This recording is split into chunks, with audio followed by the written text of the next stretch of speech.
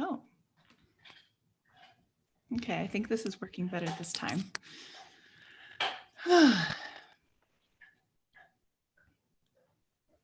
Aha. Yay, it worked the first time we tried this time. Yay. Okay. So I'm gonna share this link. Perfect. Oh, hello. Hello. Hello. I like your beard, Mo. Thank you. Thank you. Quarantine beard.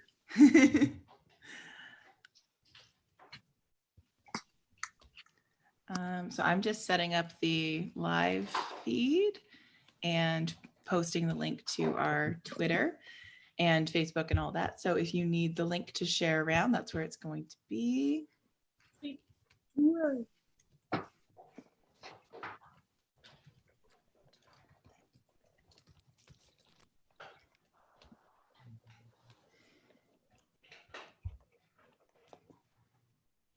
Okay.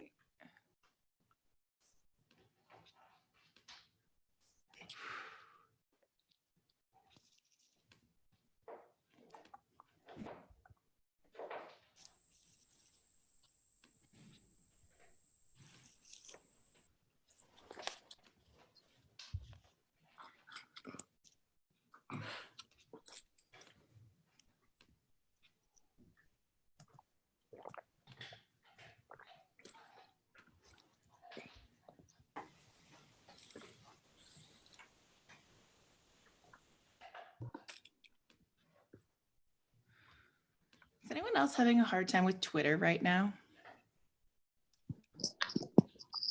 Earlier, but I haven't checked in 10, 12 minutes. Oh gosh. Oh well, the link is live and it's up on our Facebook, on my personal Facebook, as well as on the company Facebook and the My Theater Facebook. So that should be enough.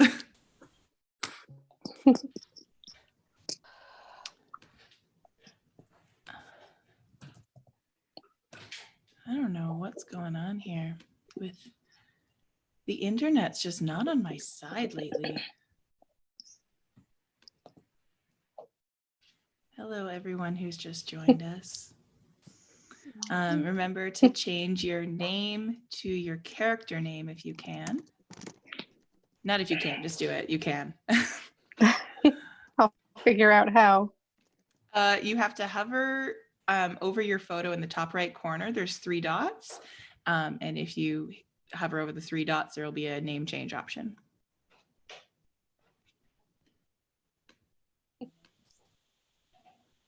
Remember to change your name to your character name if you can. Not if you can, just do it. You can. Ooh, is somebody playing the, somebody must have just opened over your photo in YouTube. Because I can hear myself talking 5 minutes ago.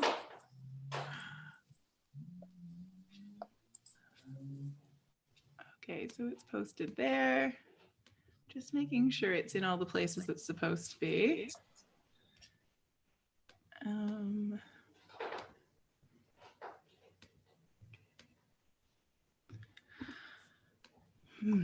How's everybody holding up in, what are we in, week 4? Time doesn't mean anything. Yeah.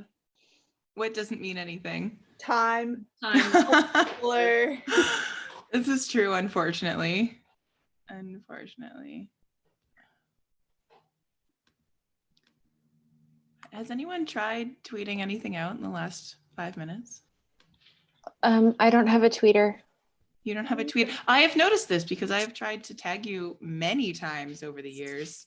Oh, shit. Failed every time. Twitter's working just fine. What often happens is, she just arrived, so I'm going to talk about her, is I'll tweet something nice about Anne Van Leeuwen on Twitter, and then I'll get a response from Melissa Wright saying, she doesn't have Twitter. I'll show her. Oh, Anne? Yeah.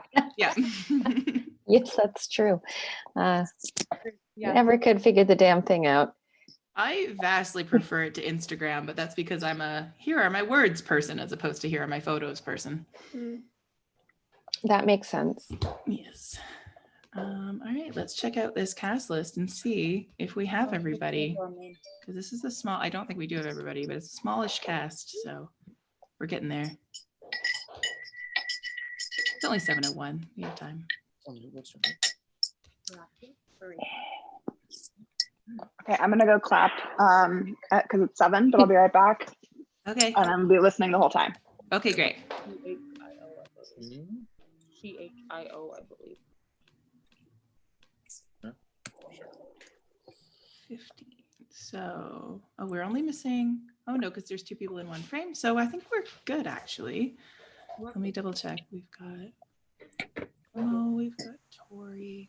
51 mentions this Ooh, moving up. Moving up in the wild. Can you guys hear me okay? My things are going weird. Yeah, okay. Yep. Good. I can hear you. Yeah, we can hear you. Yay! Hi Laura, guys. we're still missing a Laura Hubbard, aren't we? Yes. Does anyone see a Laura Hubbard? No.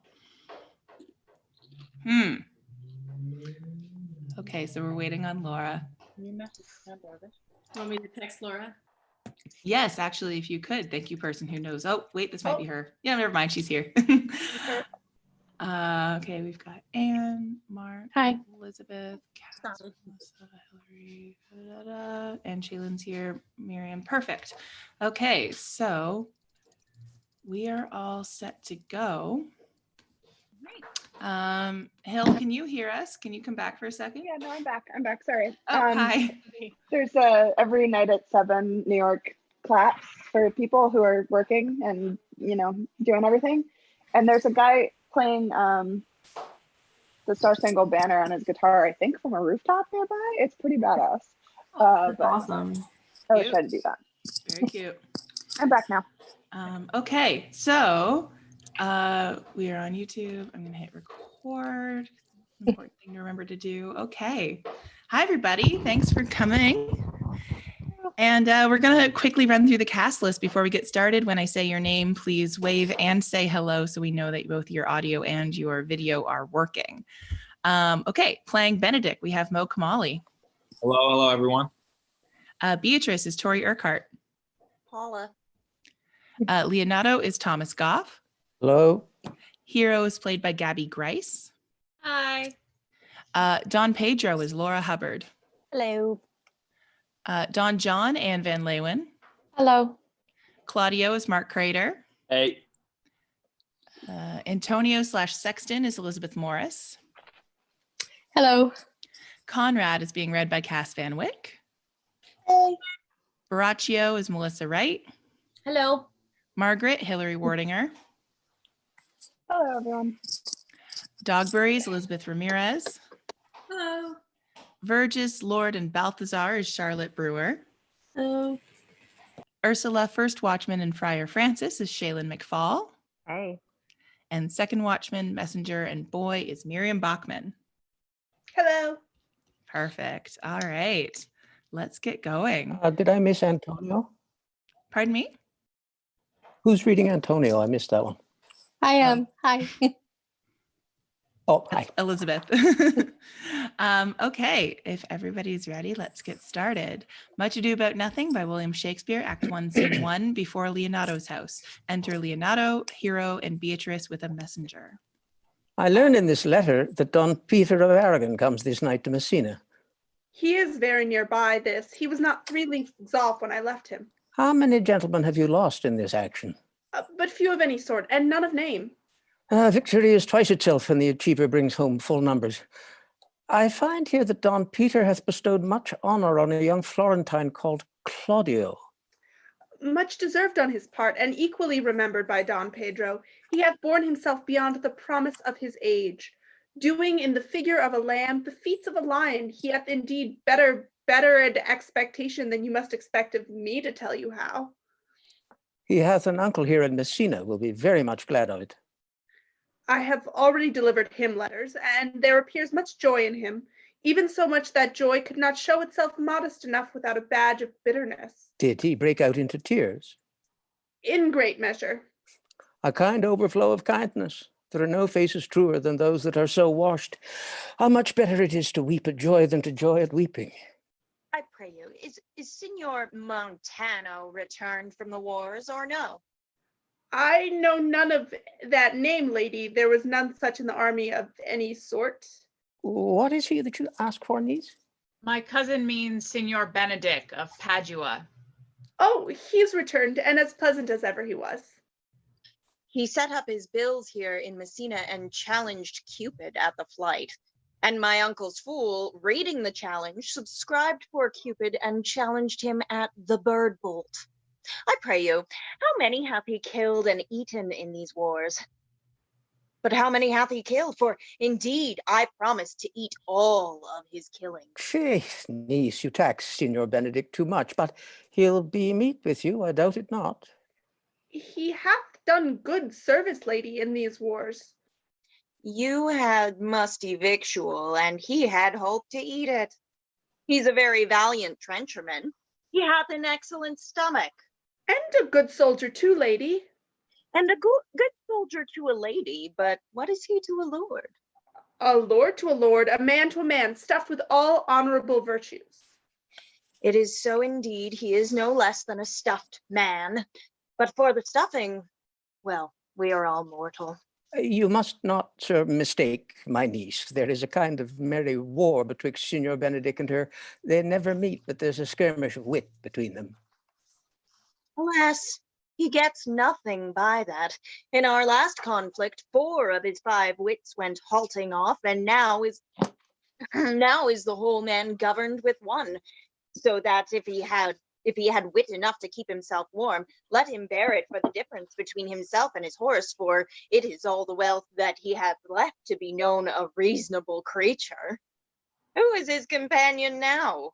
He hath every month a new sworn brother. Is it possible? Very easily possible.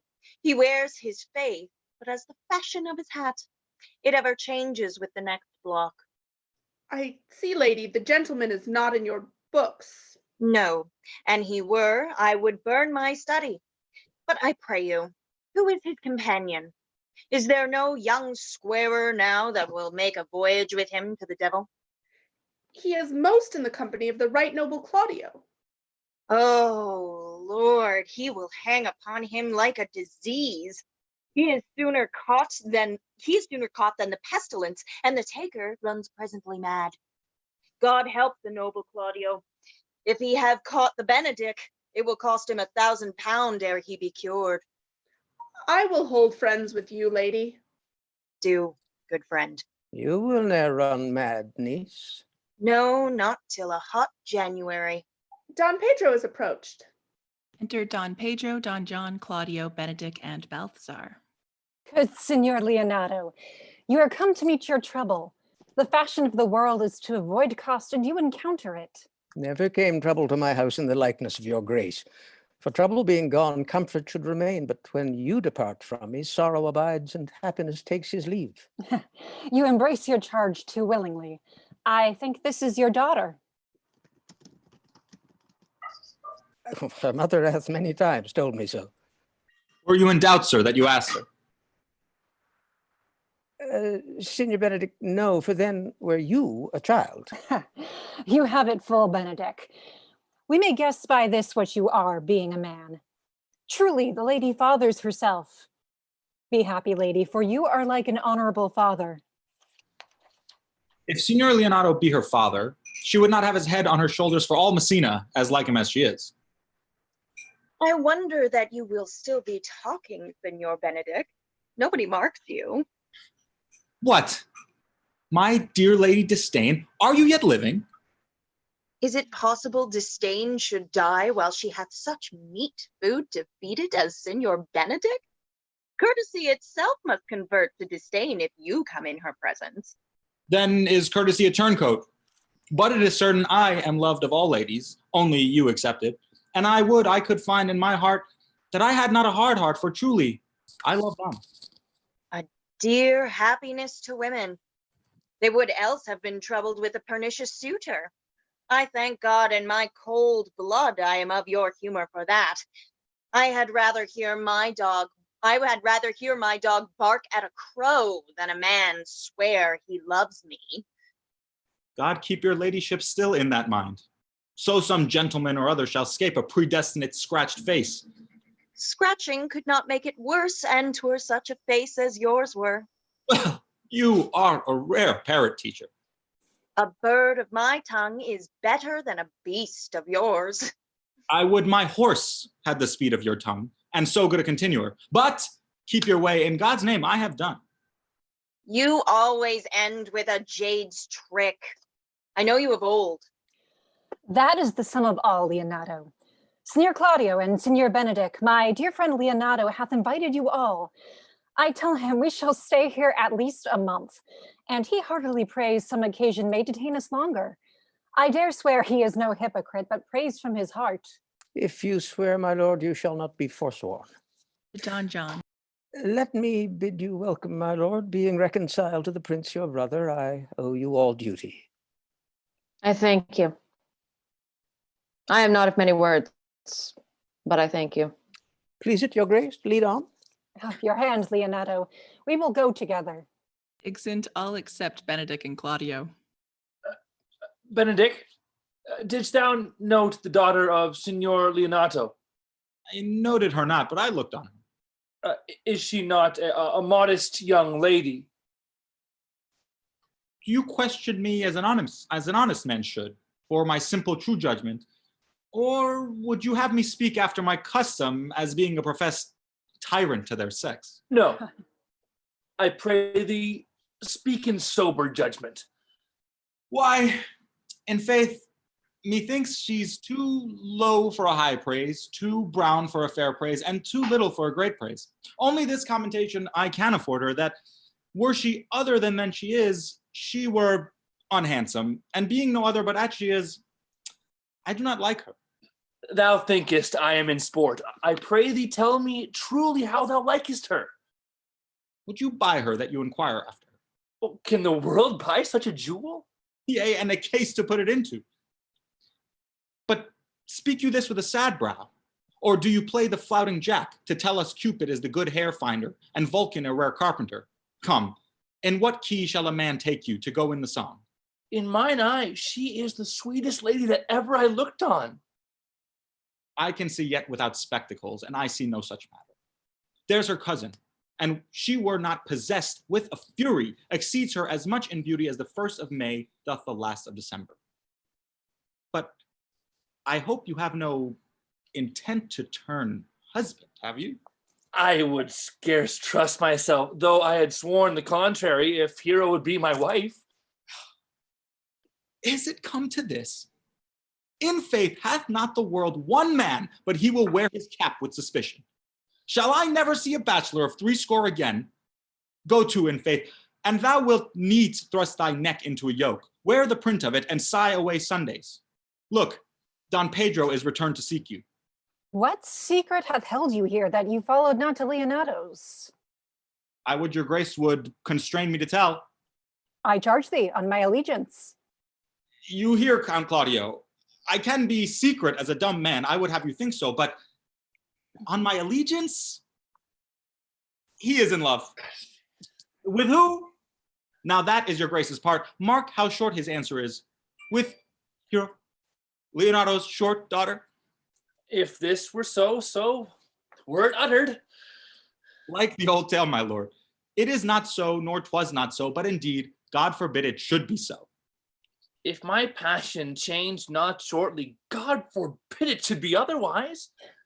Amen if you love her, for the lady is well worthy. You speak this to fetch me in, my lord. By my troth, I speak my thought. And in faith, my lord, I spoke mine. By my 2 faiths and troths, my lord, I spoke mine. That I love her, I feel. That she is worthy, I know. That I neither feel how she should be loved, nor know how she should be worthy, is the opinion that fire cannot melt out of me. I will dine it at the stake. Thou wast ever an obstinate heretic in the despite of beauty. And never could maintain his part, but in the force of his will. That a woman conceived me, I thank her. That she brought me up, I likewise give her most humble thanks. But that I will have a ratchet winded in my forehead, or hang my bugle in an invisible baldric, all women shall pardon. Because I will not do them the wrong to mistrust any. I will do myself the right to trust none, and the fine is, for which I may go the finer, I will live a bachelor. I shall see the error I die look pale with love. With anger, with sickness, or with hunger, my lord, not with love. Prove that ever I lose more blood with love than I will get again with drinking. Pick out mine eyes with a ballad maker's pen and hang me up at the door of a brothel house for the sign of blind Cupid. Well, if ever thou dost fall from this faith, thou wilt prove a notable argument. If I do, hang me in a bottle like a cat and shoot at me. And he that hits me, let him be clapped on the shoulder and called Adam. Well, as time shall try, in time the savage bull shall wear the yoke. The savage bull may, but if ever the sensible Benedict bear it, pluck off the bull's horns and set them in my forehead. And let me be vilely painted, and in such great letters as they write, here is good horse to hire. Let them signify under my sign, here you may see Benedict, the married man. If this should ever happen, thou wouldst be horn mad. Nay, if Cupid have not spent all his quiver in Venice, thou wilt quake for this shortly. I look for an earthquake too, then. Well, you temporize with the hours.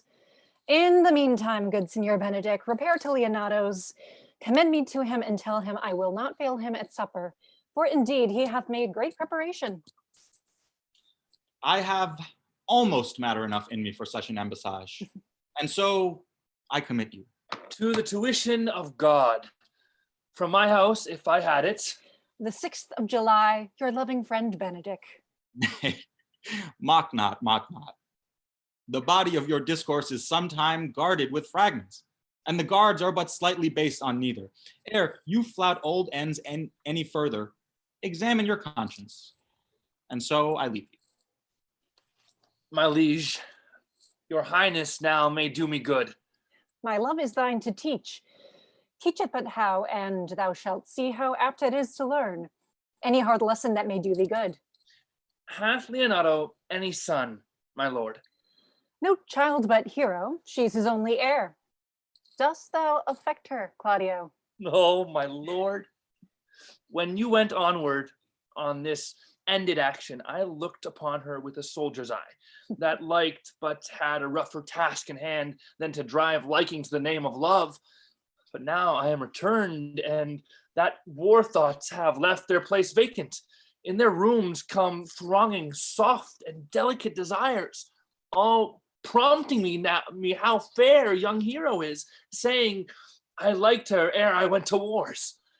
Thou wilt be like a lover presently, and tire the hearer with a book of words. If thou dost love Hero, cherish it, and I will break with her and with her father, and thou shalt have her. Was it not to this end that thou beganest with a fine story? How sweetly you do minister to love, that no loves grief by his complexion. But lest my liking might too sudden seem, I would have solved it with a longer treatise. What need the bridge much broader than the flood? The fairest grant is the necessity. Look, what will serve is fit. 'Tis once thou lovest, and I will fit thee with the remedy. I know we shall have reveling tonight. I will assume thy part in some disguise, and tell fair Hero I am Claudio, and in her bosom I'll unclasp my heart, and take her hearing prisoner with the force and strong encounter of my amorous love. Then after to her father will I break, and the conclusion is she shall be thine. In practice, let us put it presently.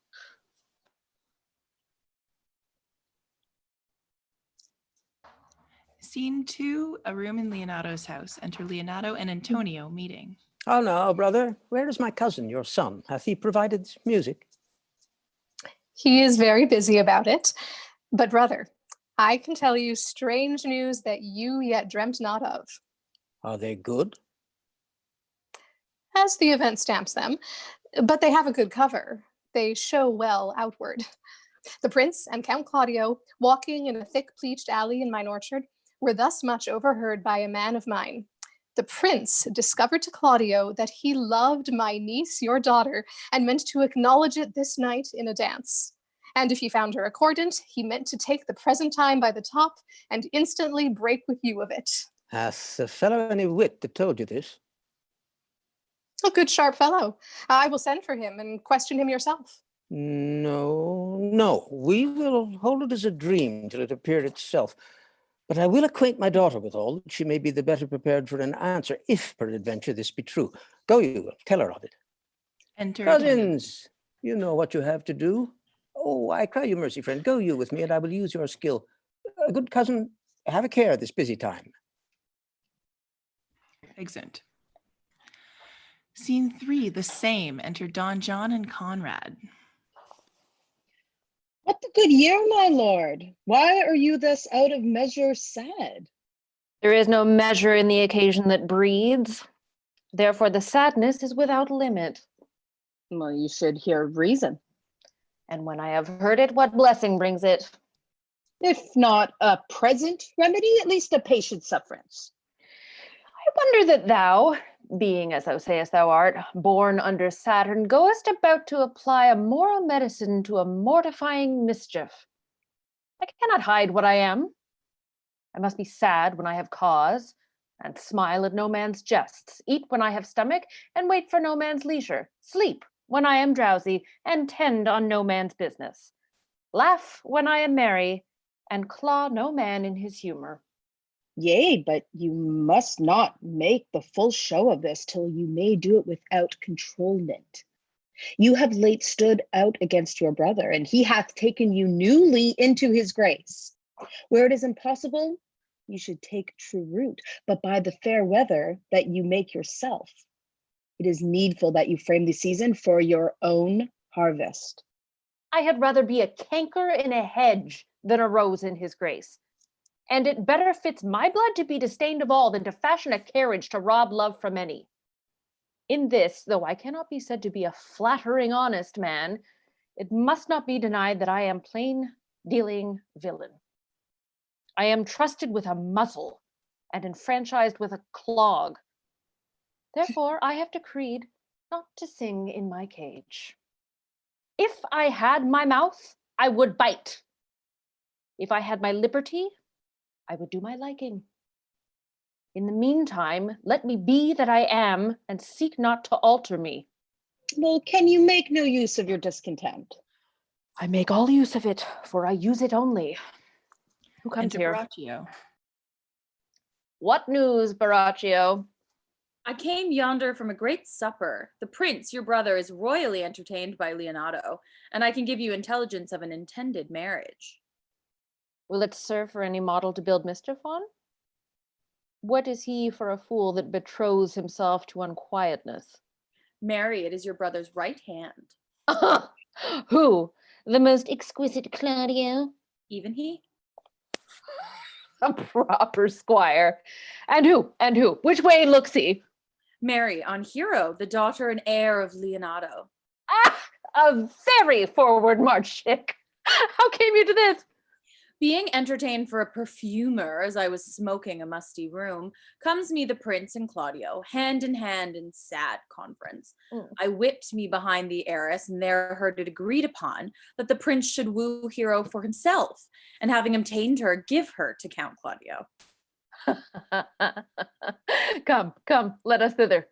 This may prove food to my displeasure. That young startup hath all the glory of my overthrow. If I can cross him any way, I bless myself every way. You are both sure and willing to assist me? To the death, my lord. Let us to the great supper. Their cheer is the greater that I am subdued. Would the cook were of my mind. Shall we go prove what's to be done? We'll wait upon your lordship. Exeunt. Act 2, Scene 1, a hall in Leonato's house. Enter Leonato, Antonio, Hero, Beatrice, and others. Was not Count John here at supper? No, I saw him not. How tartly that gentleman looks. I never can see him, but I am heartburned an hour after. He is of a very melancholy disposition. Oh, He were an excellent man that were made just in the midway between him and Benedick. The one is too like an image and says nothing, and the other too like my lady's eldest son, evermore prattling. Then half Signor Benedick's tongue in Count John's mouth and half Count John's melancholy in Signor Benedick's face. With a good leg and a good foot, uncle, and money enough in his purse, such a man would win any woman in the world, if he could get her goodwill. By my troth, niece, thou wilt never get thee a husband if thou be so shrewd with thy tongue. Oh, in faith, she's too cursed. Too cursed is more than cursed. I shall lessen God's sending that way, for it is said, God sends a cursed cow short horns, but to a cow too cursed, he sends none. So, by being too cursed, God will send you no horns. Just if he send me no husband. For the which blessing, I am at him upon my knees every morning and evening. Lord, I could not endure a husband with a beard on his face. I'd rather lie in the woolen. You may light on a husband that hath no beard. What do they do with him? Dress him in my apparel and make him my waiting gentlewoman? He that hath a beard is more than a youth, and he that hath no beard is less than a man. And he that is more than a youth is not for me, and he that is less than a man, I am not for him. Therefore, I will even take sixpence in earnest of the bare word, and lead his apes into hell. Well, then go you into hell? No, but to the gate. And there will the devil meet me like an old cuckold with horns on his head, and say, "Get you to heaven, Beatrice. Get you to heaven. Here's no place for you maids." So deliver I up my apes, and away to St. Peter for the heavens. He shows me where the bachelors sit, and there live we as merry as the day is long. Well, niece, I trust you will be ruled by your father. Yes, faith, it is my cousin's duty to make curtsy and say, "Father, as it please you." But yet, for all that, cousin, let him be a handsome fellow, or else make another curtsy and say, "Father, as it please me." Well, niece, I hope to see you one day fitted with a husband. Not till God make men of some other metal than earth. Would it not grieve a woman to be overmastered with a piece of valiant dust? To make account of her life to a clod of wayward moral? No, uncle, I'll none. Adam's sons are my brethren, and truly I hold it a sin to match in my kindred. Daughter, remember what I told you. If the prince do solicit you in that kind, you know your answer. The fault will be in the music, cousin, if you be not wooed in good time. If the prince be too important, tell him there is measure and everything, and so dance out the answer. For hear me, hero, wooing, wedding, and repenting is as a Scotch jig, a measure, and a syncopas. The first suit is hot and hasty like a Scotch jig, and full as fantastical. The wedding mannerly modest as a measure, full of state and ancientry. And then comes repentance, and with his bad legs falls into the syncopas faster and faster till he sinks into his grave. Cousin, you apprehend passing shrewdly. I have a good eye, uncle. I can see a church by daylight. The revelers are entering. Brother, make good room. All put on their masks. Enter Don Pedro, Claudio, Benedict, Balthazar, Don John, Baraccio, Margaret, Ursula, and others masked.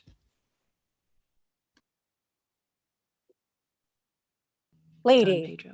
Yep. Lady, will you walk about with your friend? So you walk softly and look sweetly and say nothing. I am yours for the walk, and especially when I walk away. With me in your company. I may say so when I please. And when please you to say so? When I like your favor. For God defend the lute should be like the case. My visor is Philemon's roof within the house of Jove. Why, then your visor should be thatched. Speak low if you speak love.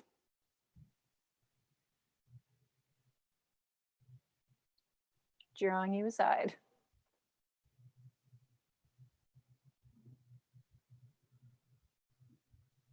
Unmute.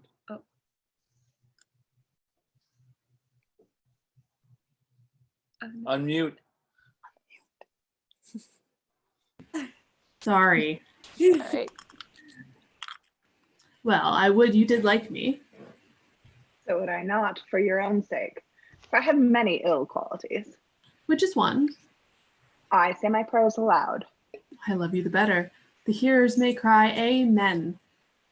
God match me with a good dancer. Amen. And God keep him out of my sight when the dance is done. Answer, clerk. No more words. The clerk has answered. I know you well enough. You are Signor Antonio. At a word, I am not. I know you by the waggling of your head. To tell you true, I counterfeit him. You could never do him so ill well unless you were the very man. Here's his dry hand up and down. You are he. You are he. At a word, I am not. Come, come. Do you think I do not know you by your excellent wit? Can virtue hide itself? Go to, mum, you are he. Graces will appear and there an end. Will you not tell me who told you so? Oh, Unmute. No, you shall pardon me. Nor will you tell me who you are? Not now. That I was disdainful and that I had my good wit out of the 100 merry tales. Well, this was Signor Benedict that said so. What's he? I am sure you know him well enough. Not I, believe me. Did he never make you laugh? I pray you, what is he? Why, he is the prince's jester, a very dull fool. Only his gift is in devising impossible slanders. None but libertines delight in him, and the commendation is not in his wit, but in his villainy. For he both pleases men and angers them, and then they laugh at him and beat him. I am sure he is in the fleet. I would he had boarded me. When I know the gentleman, I'll tell him what you say. Do. He'll but break a comparison or two on me, which peradventure not marked or laughed at, strikes him into melancholy. And then there's a partridge wing saved, for the fool will eat no supper that night. Sick. We must follow the leaders. In every good thing. Nay, if they lead to any ill, I will leave them at the next turning. Dance. Then exeunt all except Don John, Baraccio, and Claudio. Sure, my brother is amorous on Hero and hath withdrawn her father to break with him about it. The ladies follow her, and but one visor remains. And that is Claudio. I know him by his bearing. Are not you, Signor Benedict? You know me well. I am he. Signor, you are very near my brother in his love. He is enamored on Hero. I pray you dissuade him from her. She is no equal for his birth.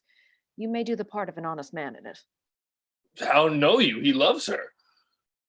I heard him swear his affection. So did I, too, and he swore he would marry her tonight. Come, let us to the banquet. Exeunt Don John and Baraccio. Thus answer I in the name of Benedict, but hear these ill news with the ears of Claudio. 'Tis certain so, the prince woos for himself. Friendship is constant in all other things save in the office and affairs of love. Therefore all hearts in love use their own tongues. Let every eye negotiate for itself and trust no agent. For beauty is a witch against whose charms faith melteth into blood. This is an accident of hourly proof, which I mistrusted not. Farewell, therefore, hero. Re-enter Benedict. Count Claudia. Oh, yes, the same. Come, will you go with me? Whither? Even to the next willow, about your own business, County.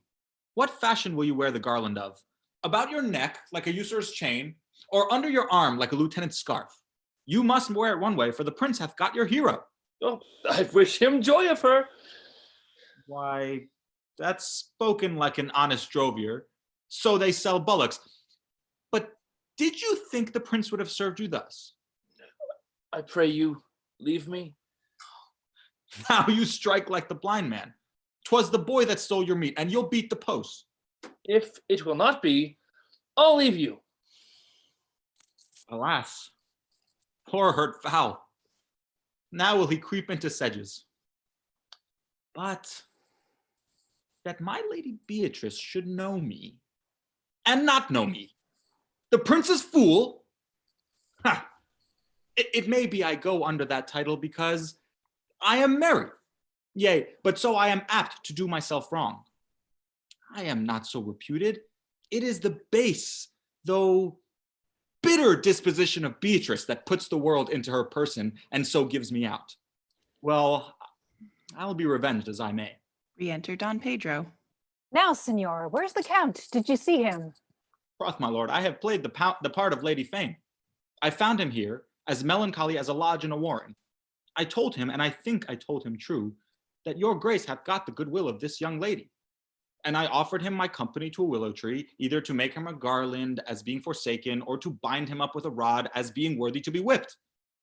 To be whipped? What's his fault? The flat transgression of a schoolboy who, being overjoyed with finding a bird's nest, shows it his companion, and he steals it. Wilt thou make a trust a transgression? The transgression is the stealer.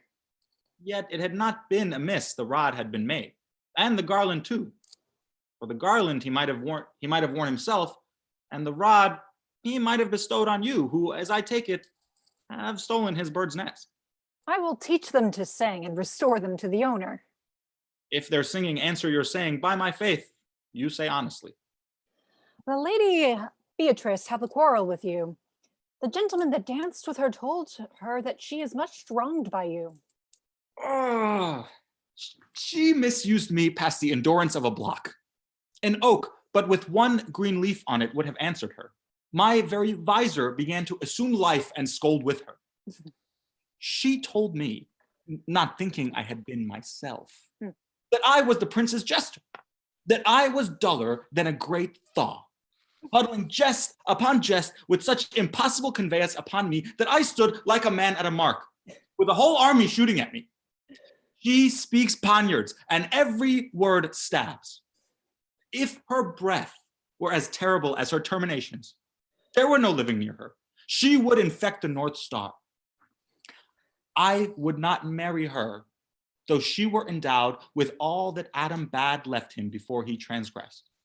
She would have made Hercules have turned spit, yea, and have cleft his club to make the fire too. Come, talk not of her. You shall find her the infernal 8 in good apparel. I would to God some scholar could conjure her, for certainly, while she is here, a man may live as quiet in hell as in a sanctuary. And people sin upon purpose, because they would go thither, so indeed all disquiet, horror, and perturbation follows her. Look, here she comes. Enter Claudio, Beatrice, Hero, and Leonato. Will your grace commend me any service to the world's end? I will go on the slightest errand now to the antipodes that you can devise to send me on. I will fetch you a toothpicker now from the furthest inch of Asia, bring you the length of Prester John's foot, fetch you a hair off the great Sham's beard. Do you any embassage to the pygmies rather than hold 3 words conference with this harpy? Do you have no employment for me? None, but to desire your good company. Oh, God, sir, here's a dish I love not. I cannot endure my lady tongue. Exit. Come, lady, come. You have lost the heart of Signor Benedict. Indeed, my lord. He lent it me a while. and I gave him use for it, a double heart for his single one. Marry, once before he won it of me with false dice. Therefore, your grace may well have say, I have lost it. You've put him down, lady. You have put him down. So I would not he should do me, my lord, lest I should prove the mother of fools. I have brought Count Claudio, whom you sent me to seek. Oh, why, how now, Count? Wherefore are you sad? Not sad, my lord. How then, sick?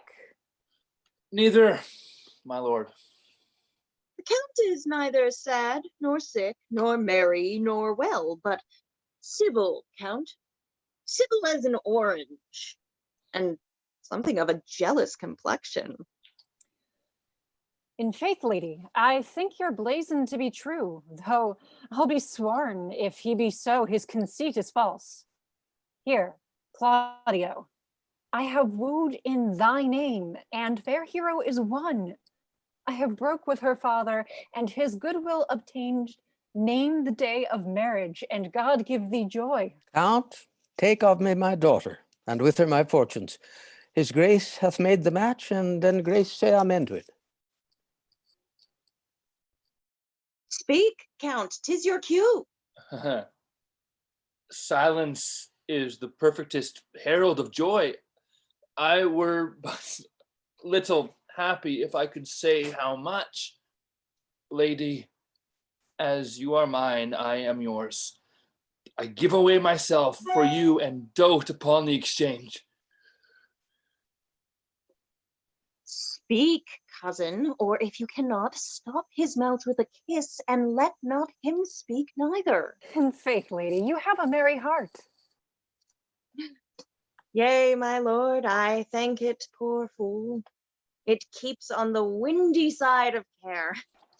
My cousin tells him in his ear that he is in her heart.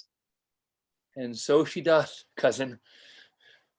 Good Lord, for alliance! Thus goes everyone to the world but I, and I am sunburnt. I may sit in a corner and cry, hey ho, for a husband. Lady Beatrice, I will get you one. I would rather have one of your father's getting. Hath your grace ne'er a brother like you? Your father got excellent husbands, if a maid could come by them. Will you have me, lady? No, my lord, unless I might have another for working days.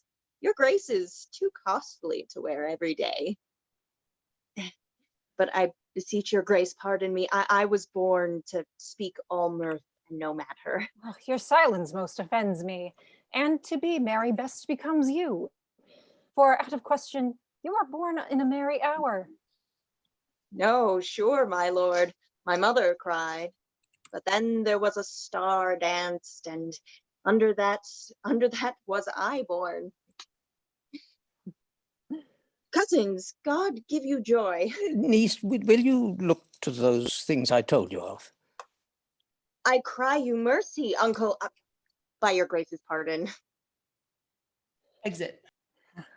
By my troth, a pleasant spirited lady. There's little of the melancholy element in her, my lord. She is never sad but when she sleeps, and not ever sad then, for I have heard my daughter say she hath often dreamed of unhappiness and waked herself with laughing. She cannot endure to hear tell of a husband. Oh, by no means. She mocks all her wooers out of suit. She were an excellent wife for Benedict. Oh, Lord, no, my lord. If they were but a week married, they would talk themselves mad. County Claudio, when mean you to go to church? Tomorrow, my lord. Time goes on crutches till love have all his rights. Not till Monday, my dear son, which is hence a just sennight, and time too brief, too, to have all things answer my mind. Come you, shake the head at so long a breathing, but I warrant thee, Claudio, the time shall not go dully by us. I will, in the interim, undertake one of Hercules's labors, which is to bring Signor Benedict and Lady Beatrice into a mountain of affection. the one with the other. I would fain have it a match, and I doubt not but to fashion it. If you three will but minister such assistance as I shall give you direction. My lord, I'm for you, though it cost me 10 nights' watchings. And I, my lord. And you too, gentle hero. I will do any modest office, my lord, to help my cousin to a good husband. And Benedict is not the unhopefullest husband that I know. Thus far can I praise him. He is of noble strain, of approved valor and confirmed honesty. I will teach you how to humor your cousin, that she shall fall in love with Benedict, and I, with your two helps, will so practice on Benedict that, in despite of his quick wit and his queasy stomach, he shall fall in love with Beatrice. If we can do this, Cupid is no longer an archer. His glory shall be ours, for we are the only love gods. Go with me, and I will tell you my drift. Exeunt. Scene 2, the same. Enter Don John and Braccio.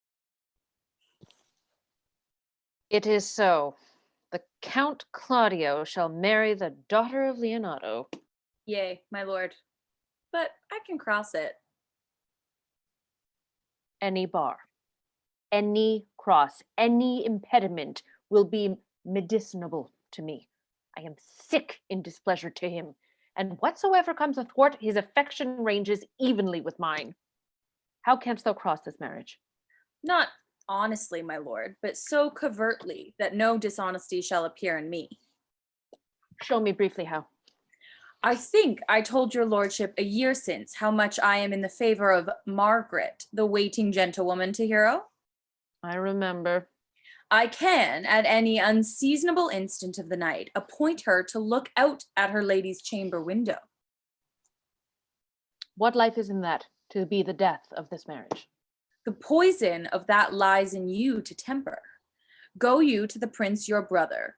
Spare not to tell him that he hath wronged his honor in marrying the renowned Claudio, whose estimation do you mightily hold up to a contaminated stale such a one as Hero. Aha. What proof shall I make of that? Proof enough to misuse the prince, to vex Claudio, to undo Hero, and kill Leonardo. Look you for any other issue? Only to despite them, I will endeavor anything. Go then and find me a meet hour to draw Don Pedro and the Count Claudio alone. Tell them that you know that Hero loves me.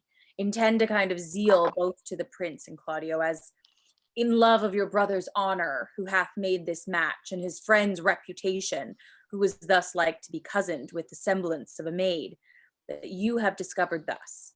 They will secretly believe this without trial.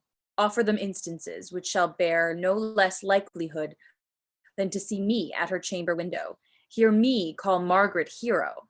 Hear Margaret term me Claudio, and bring them to see this the very night before the intended wedding.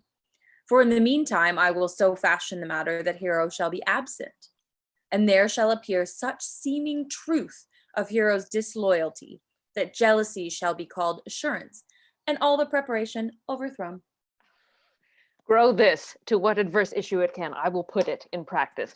Be cunning in the working of this, and thy fee is 1,000 ducats.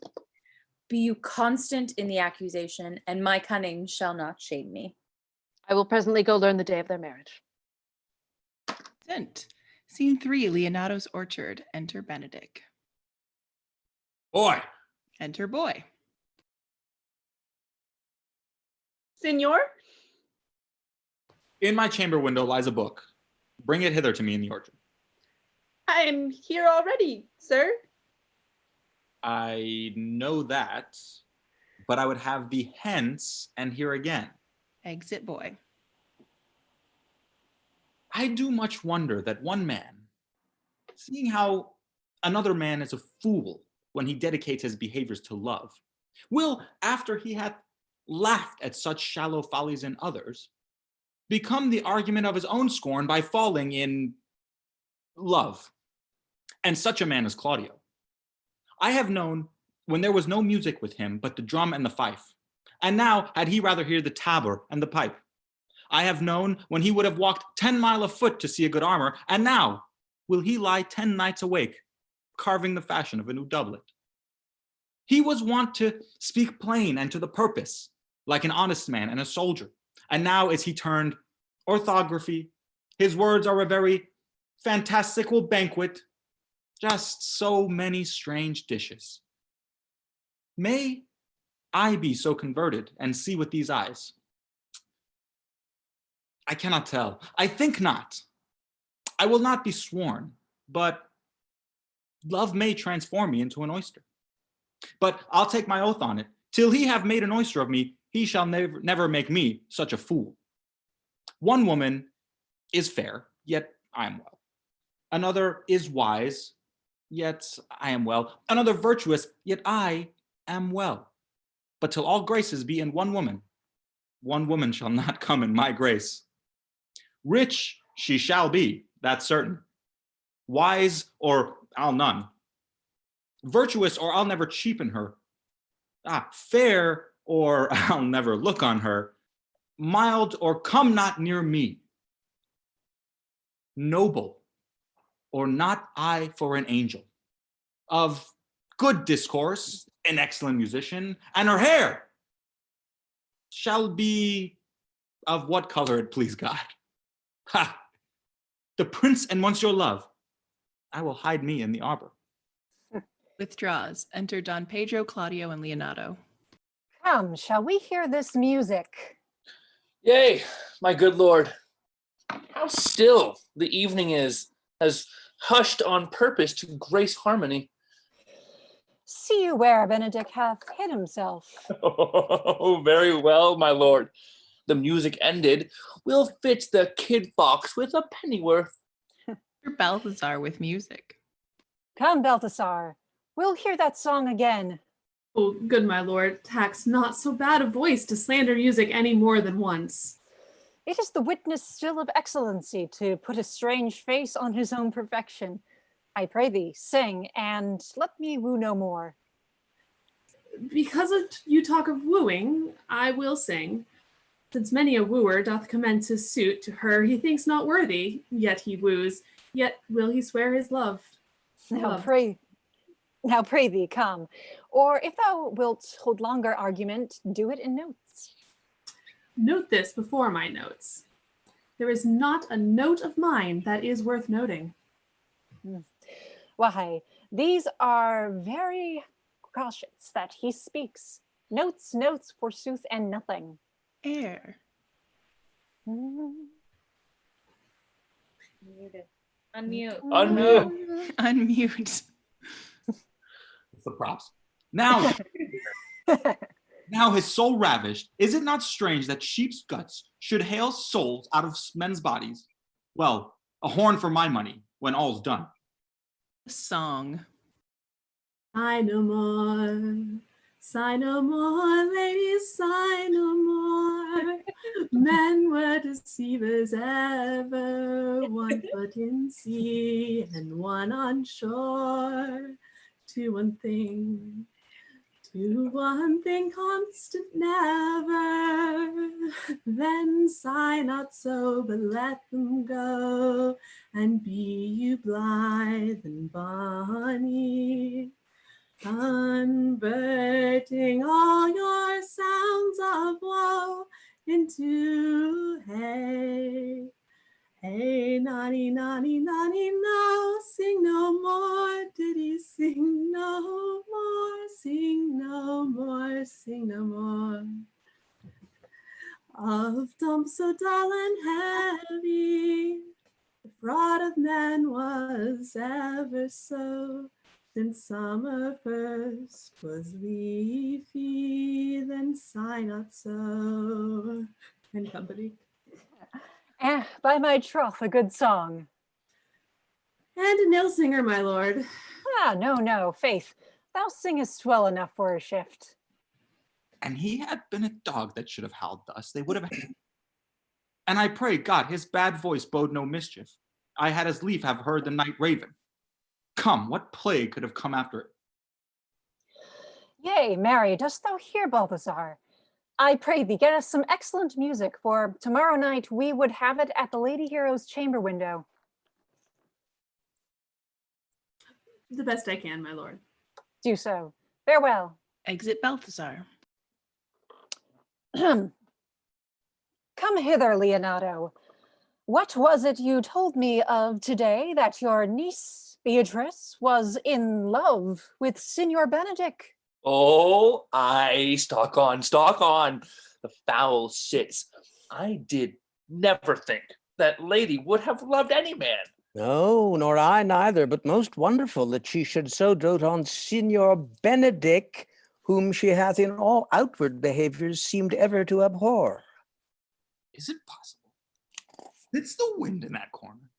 By my troth, my lord, I cannot tell what to think of it, but that she loves him with an enraged affection. 'Tis past the infinite of thought.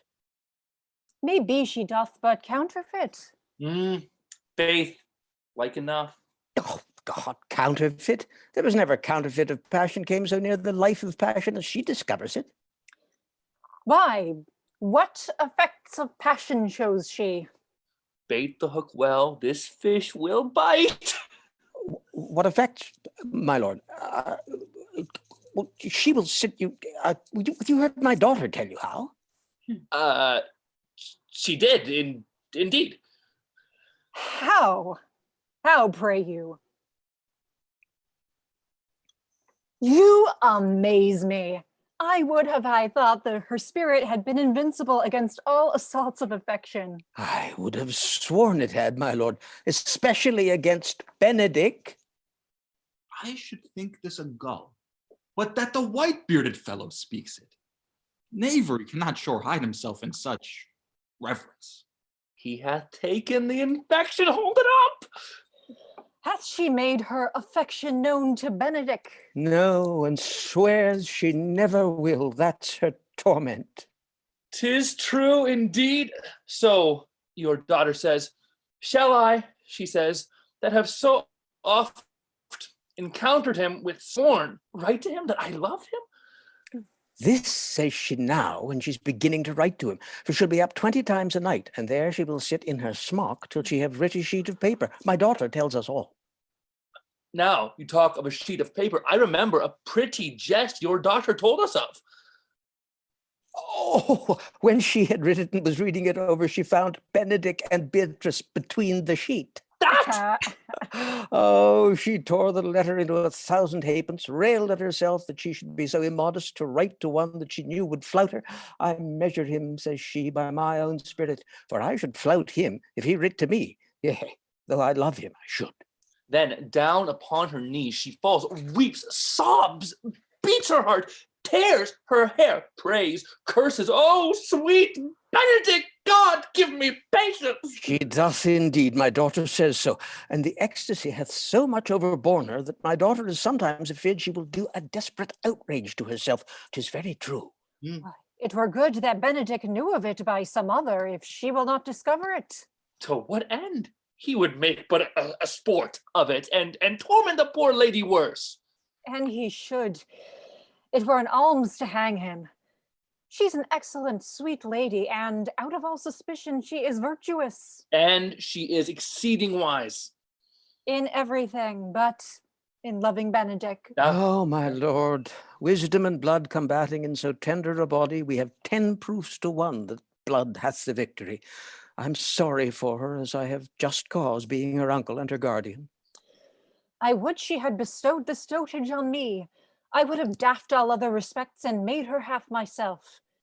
I pray you tell Benedict of it, and hear what she will say. Would it good, think you? Hero thinks surely she will die. For she says she will die if he love not her, if he love her not. And she will die ere she make her love known. And she will die if he woo her, rather than she will bate one breath of her accustomed crossness. She doth well. If she should make tender of her love, 'tis very possible he'll scorn it. For the man, as you know, all hath a contemptible spirit. He is a very proper man. He hath indeed a good outward happiness. Before God, and in my mind, very wise. He doth indeed show some sparks that are like wit. And I take him to be valiant. As Hector, I assure you. And in the managing of quarrels, you may say he is wise, for either he avoids them with great discretion or undertakes them with a most Christian-like fear. If he do fear God, he must necessarily keep peace. If he break the peace, he ought to enter into a quarrel with fear and trembling. Ah, and so will he do. For the man doth fear God, howsoever it seems not in him by some large jests he will make. Well, I am sorry for your niece. Shall we go seek Benedick and tell him of her love? Never tell him, my lord. Let her wear it out with good counsel. Oh, nay, that's impossible. She may wear her heart out first. Well, we will hear further of it by your daughter. Let it cool the while. I love Benedick well, and I could wish he could modestly examine himself to see how much he is unworthy of so good a lady. My lord, will you walk? Dinner is ready. If he do not dote on her upon this, I will never trust my expectation. Let there be the same net spread for her, and that must your daughter and her gentlewoman carry. The sport will be when they hold one an opinion of another's dotage, and no such matter. That's the scene that I would see, which will be merely a dumb show. Let us send her to call him in to dinner. Exeunt Don Pedro, Claudio, and Leonato. This can be no trick. The conference was sadly born. They have the truth of this from Hero.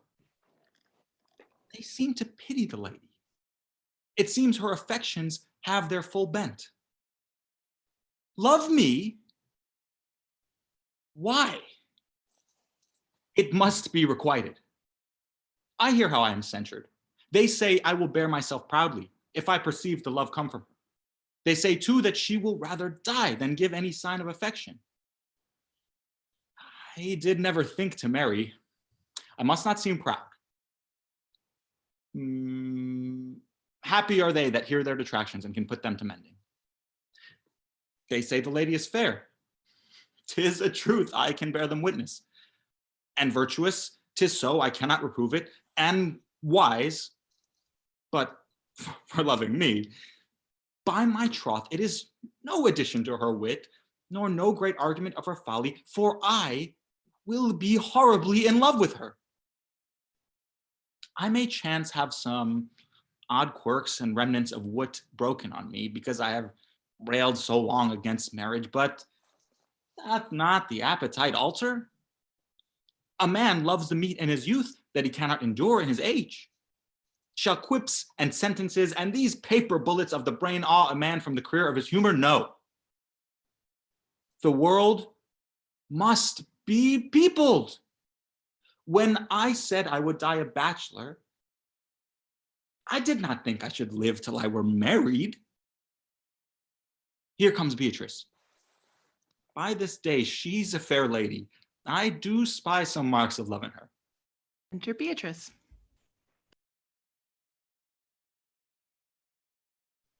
Against my will, I am sent to bid you come in to dinner. Fair Beatrice, I thank you for your pains.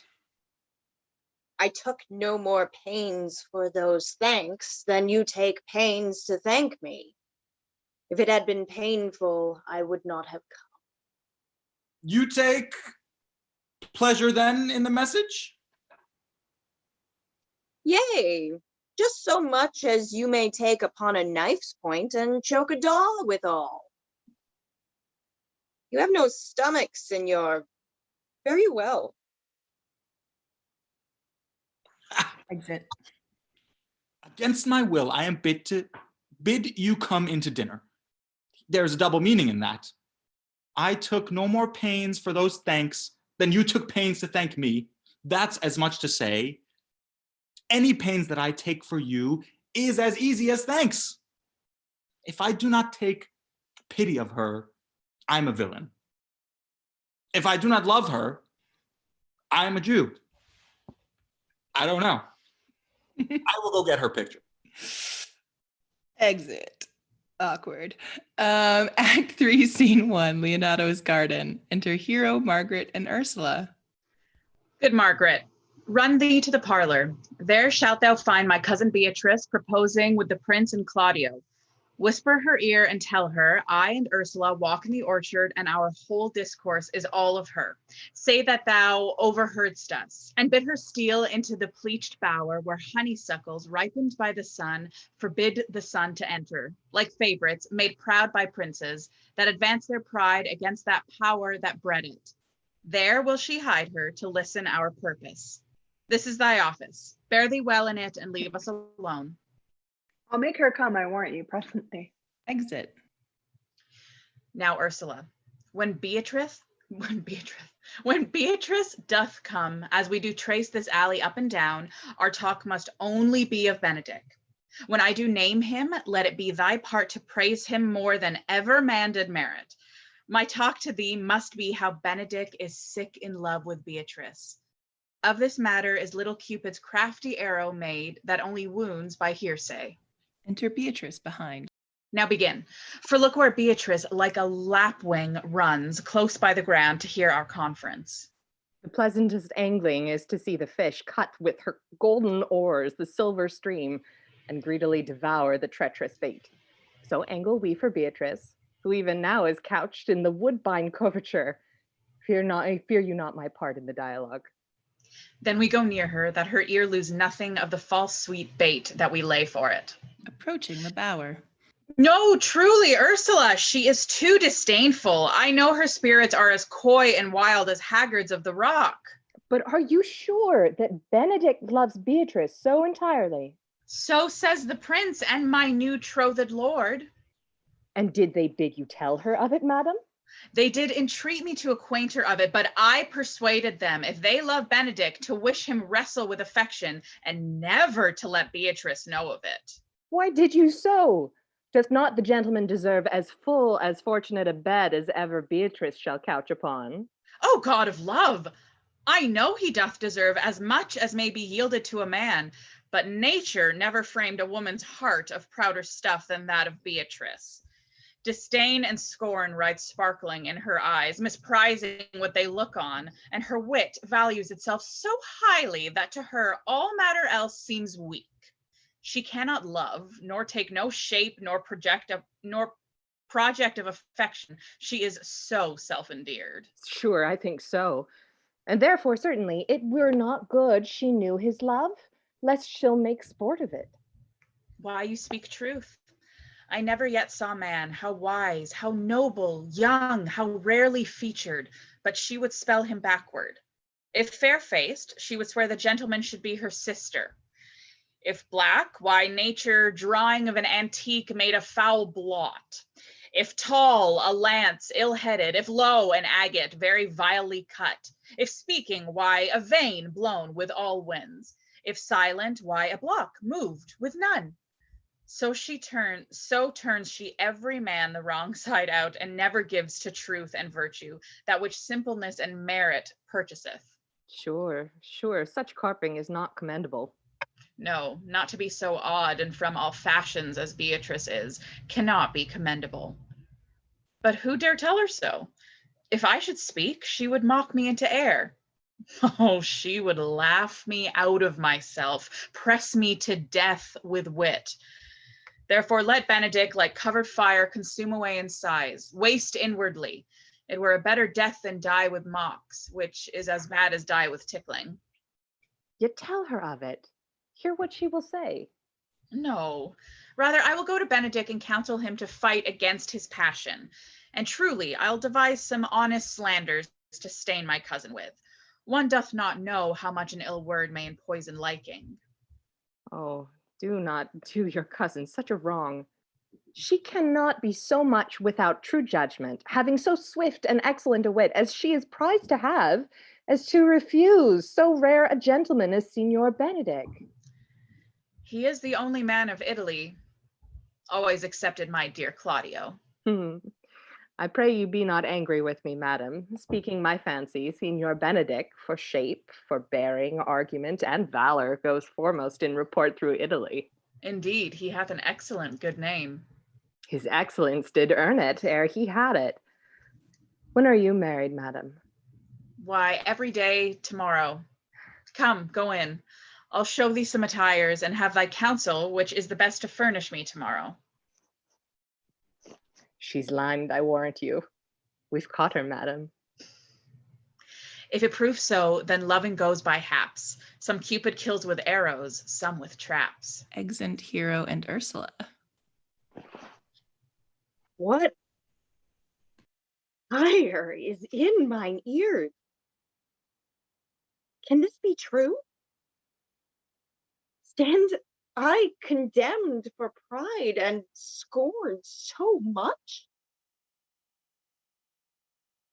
Contempt, farewell, and maiden pride, adieu.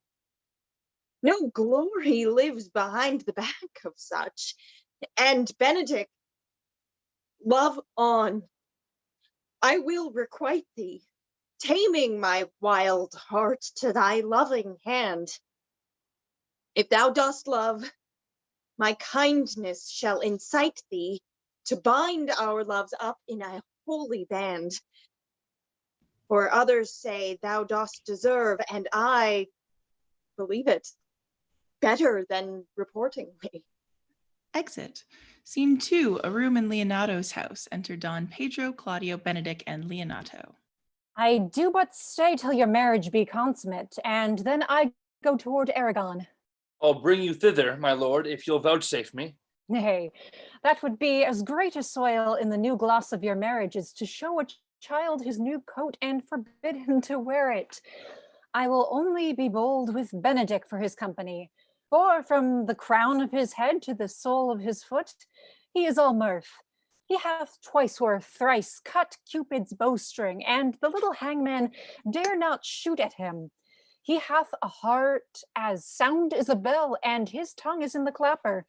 For what his heart thinks, his tongue speaks. Gallants, I am not as I have been. So say I. Methinks you are sadder. I hope he be in love. Hang him, truant. There's no drop of blood in him to be truly touched with love. If he be sad, he wants money. I have the toothache. Draw it. Hang it. You must hang it first and draw it afterwards. But sigh for a toothache. Where is but a humor or a worm? Well, everyone can master grief, but he that has it. Yet say I, he is in love. There is no appearance of fancy in him, unless it be a fancy that he hath to strange disguises, as to be a Dutchman today, a Frenchman tomorrow, or in the shape of two countries at once, as a German from the waist downward, all slops, and a Spaniard from the hip upward, no doublet. Unless he have a fancy to this foolery, it appears he hath. He is no fool for fancy, as you would have it appear he is. If he be not in love with some woman, there is no believing old signs. A brush is his hat or of mornings? What should that bode? Hath any man seen him at the barber's? No, but the barber's man hath been seen with him, and the old ornament of his cheek hath already stuffed tennis balls. Indeed, he looks younger than he did by the loss of a beard. Nay, and rubs himself with civet. You can smell him out by that. That's as much as to say the sweet youth's in love. The greatest note of it is his melancholy. And when was he wont to wash his face? Yea, or to paint himself, for the which I hear what they say of him. Nay, but his jesting spirit, which is now crept into a lute string and now governed by stops. Indeed, that tells a heavy tale for him.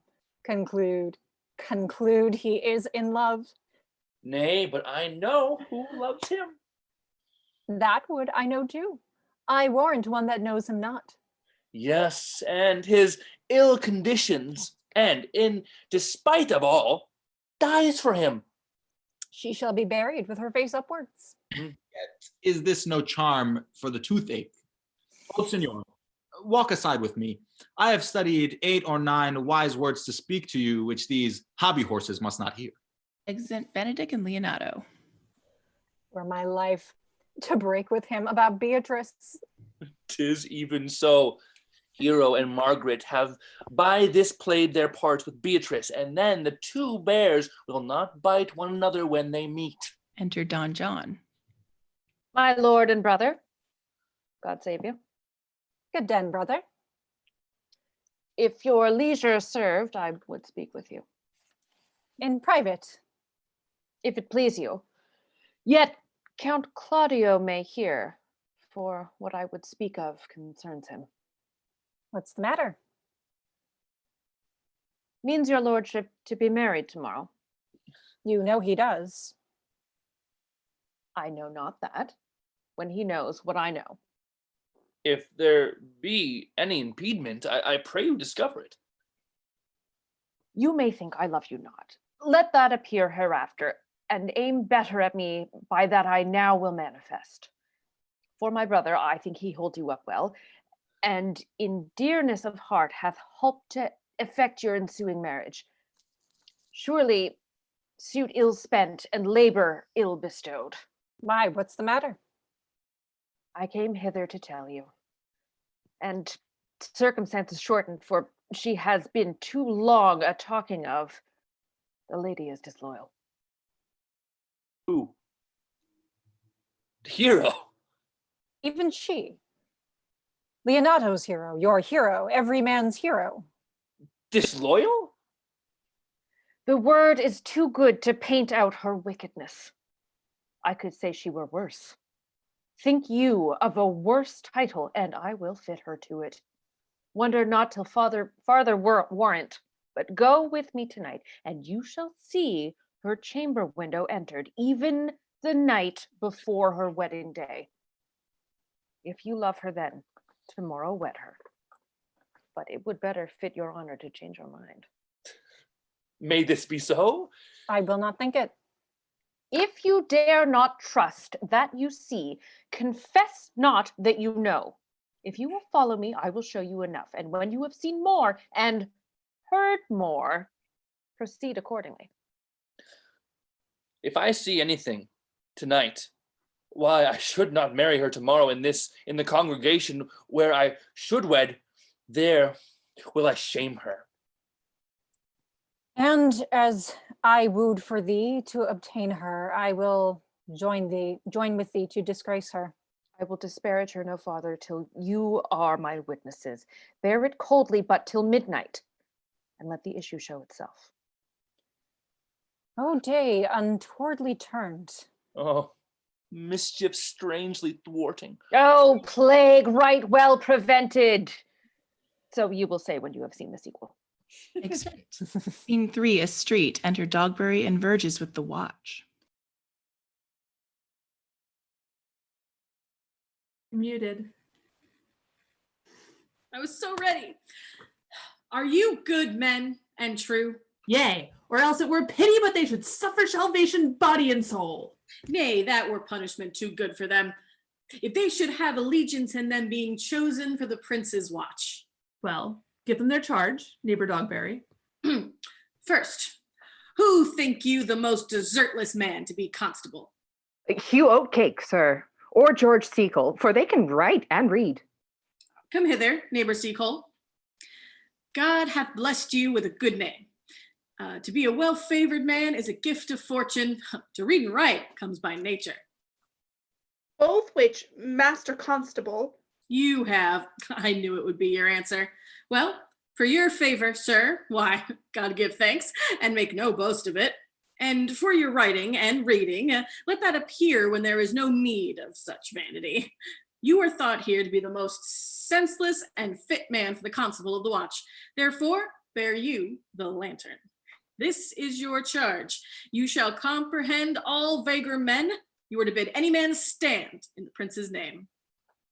How if a will not stand?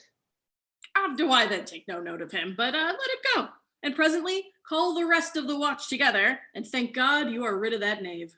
If he will not stand when he is bidden, he is none of the prince's subjects. True, and they are to meddle with none but the prince's subjects. You shall also make no noise in the street, for the watch to babble and talk is the most tolerable and not to be endured. We one or two. If it just says one, if it just says watchman, just number 1, read it. Oh, okay. I'm working in a different text. Sorry. Oh, sorry. How if they will not? Oh my God, where did I go? Nope. We will rather sleep than talk, right? Okay, I take it back. Miriam, you read it. Rather sleep than talk. We know what belongs to a watch. Why, you speak like an ancient and most quiet watchman, for I cannot see how sleeping should offend. Only have a care that your bills be not stolen. Well, you are to call at all the alehouses and bid those that are drunk get them to bed. How if they will not? Why then, let them alone till they are sober. If they make you not, then the better answer. You may say that they are not the men you took them for. Well, sir. If you meet a thief, you may suspect him by virtue of your office to be no true man. And for such kind of men, the less you meddle or make with them, why the more for your honesty. If we know him to be a thief, shall we not lay hands on him? Truly, by your office you may. But I think they that touch pitch will be defiled. The most peaceable way for you, if you do take a thief, is to let him show himself what he is and steal out of your company. You have always been called a merciful man, partner. Truly, I would not hang a dog by my will, much more a man who hath any honesty in him. If you hear a child cry in the night, you must call to the nurse and bid her still it. How if the nurse be asleep and will not hear us? Why then, depart in peace. Let the child wake her with crying, for you that will not hear her lamb when it bays will never answer a calf when he bleats. 'Tis very true. This is the end of the charge. You, constable, are to present the prince's own person. If you meet the prince in the night, you may stay. Nay, byre lady, that I think I cannot. 5 shillings to 1 on't. And with any man that knows the statutes, he may stay him. Marry, not without the prince be willing. For indeed, the watch ought offend no man, and is an offense to stay a man against his will. Byre lady, I think that be so. Well, good masters, good night, and there be any matter of weight chances, call up me. Keep your fellows' counsel and your own. Good night. Come, neighbor. Well, masters, we hear our charge. Let us go sit here upon the church bench till 2, and then all to bed. Oh, one word more, honest neighbors. I pray you watch about Signor Leonato's door. For the wedding being there tomorrow, there is a great coil tonight. Adieu. Be vigilant, I beseech you. Exeunt Dogberry and Vergis, enter Braccio and Conrad. What, Conrad? Peace, stir not. Conrad, I say. Here, ma'am, I am at thy elbow. Mass, and my elbow itched. I thought there would a scab follow. I will owe thee an answer for that. And now forward with thy tale. Stand thee close, then, under this penthouse, for it drizzles rain, and I will, like a true drunkard, utter all to thee. Some treason, masters, yet stand close. Therefore, know I have earned of Don John 1,000 ducats. Is it possible that any villainy should be so dear? Thou shouldst rather ask if it were possible any villainy should be so rich. For when rich villains have need of poor ones may make what price they will. I wonder at it. That shows thou art unconfirmed. Thou knowest that the fashion of a doublet or a hat or a cloak is nothing to a man. Yes, it is apparel. I mean, the fashion. Yes, the fashion is the fashion. Tush, I may as well say the fool's the fool, but seest thou not what a deformed thief this fashion is? I know that deformed. Has been a vile thief this 7 year. Goes up and down like a gentleman. I remember his name. Didst thou not hear somebody? No, 'twas the vein on the house. Seest thou not, I say, what a deformed thief this fashion is? How giddily it turns about all the hot bloods between 14 and 35, sometimes fashioning them like Pharaoh's soldiers in the reeky painting, sometimes like God Bel's priests in the old church window, sometimes like the shaven Hercules in the smirched, worm-eaten tapestry, where his codpiece seems as massy as his club. This I see, and I see that fashion wears more apparel than the man. But art not thou thyself giddy with fashion too? Thou that thou hast shifted out of thy tale into telling me of fashion. Not so, neither, but I know that I have tonight wooed Margaret, the Lady Hero's gentlewoman by the name of Hero. She leans me out at her mistress's chamber window, bids me 1,000 times good night. I tell this tale vilely. I should first tell thee how the prince, Claudio, and my master, planted and placed and possessed by my master Don John, saw afar off in the orchard this amiable encounter. And they thought they Margaret was Hero? 2 of them did, the prince and Claudio, but the devil, my master, knew she was Margaret, and partly by his oaths, which first possessed them, partly by the dark night, which did deceive them, but chiefly by my villainy, which did confirm any slander that Don John had made. Away went Claudio, enraged, swore he would meet her as he was appointed next morning at the temple, and there, before the whole congregation, shame her with what he saw or night, and send her home again without a husband.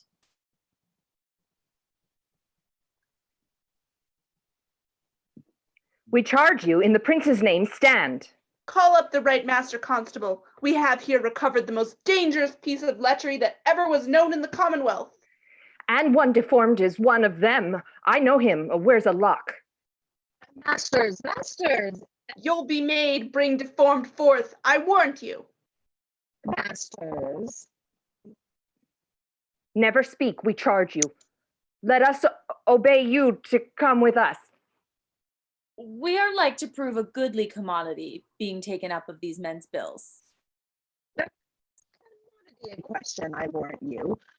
Come, we'll obey you. Excellent. Scene 4, Hero's apartment. Enter Hero, Margaret, and Ursula. Good Ursula, wake my cousin Beatrice and desire her to rise. I will, lady. And bid her come hither. Well. Troth, I think your other rabato were better. No, pray thee, good Meg, I'll wear this. By my troth's not so good. I warrant your cousin will say so. My cousin's a fool, and thou art another. I'll wear none but this. I like the new tire within excellently. If the hair were a thought browner, and your gown's the most rare fashion in faith. I saw the Duchess of Milan's gown that they praised so.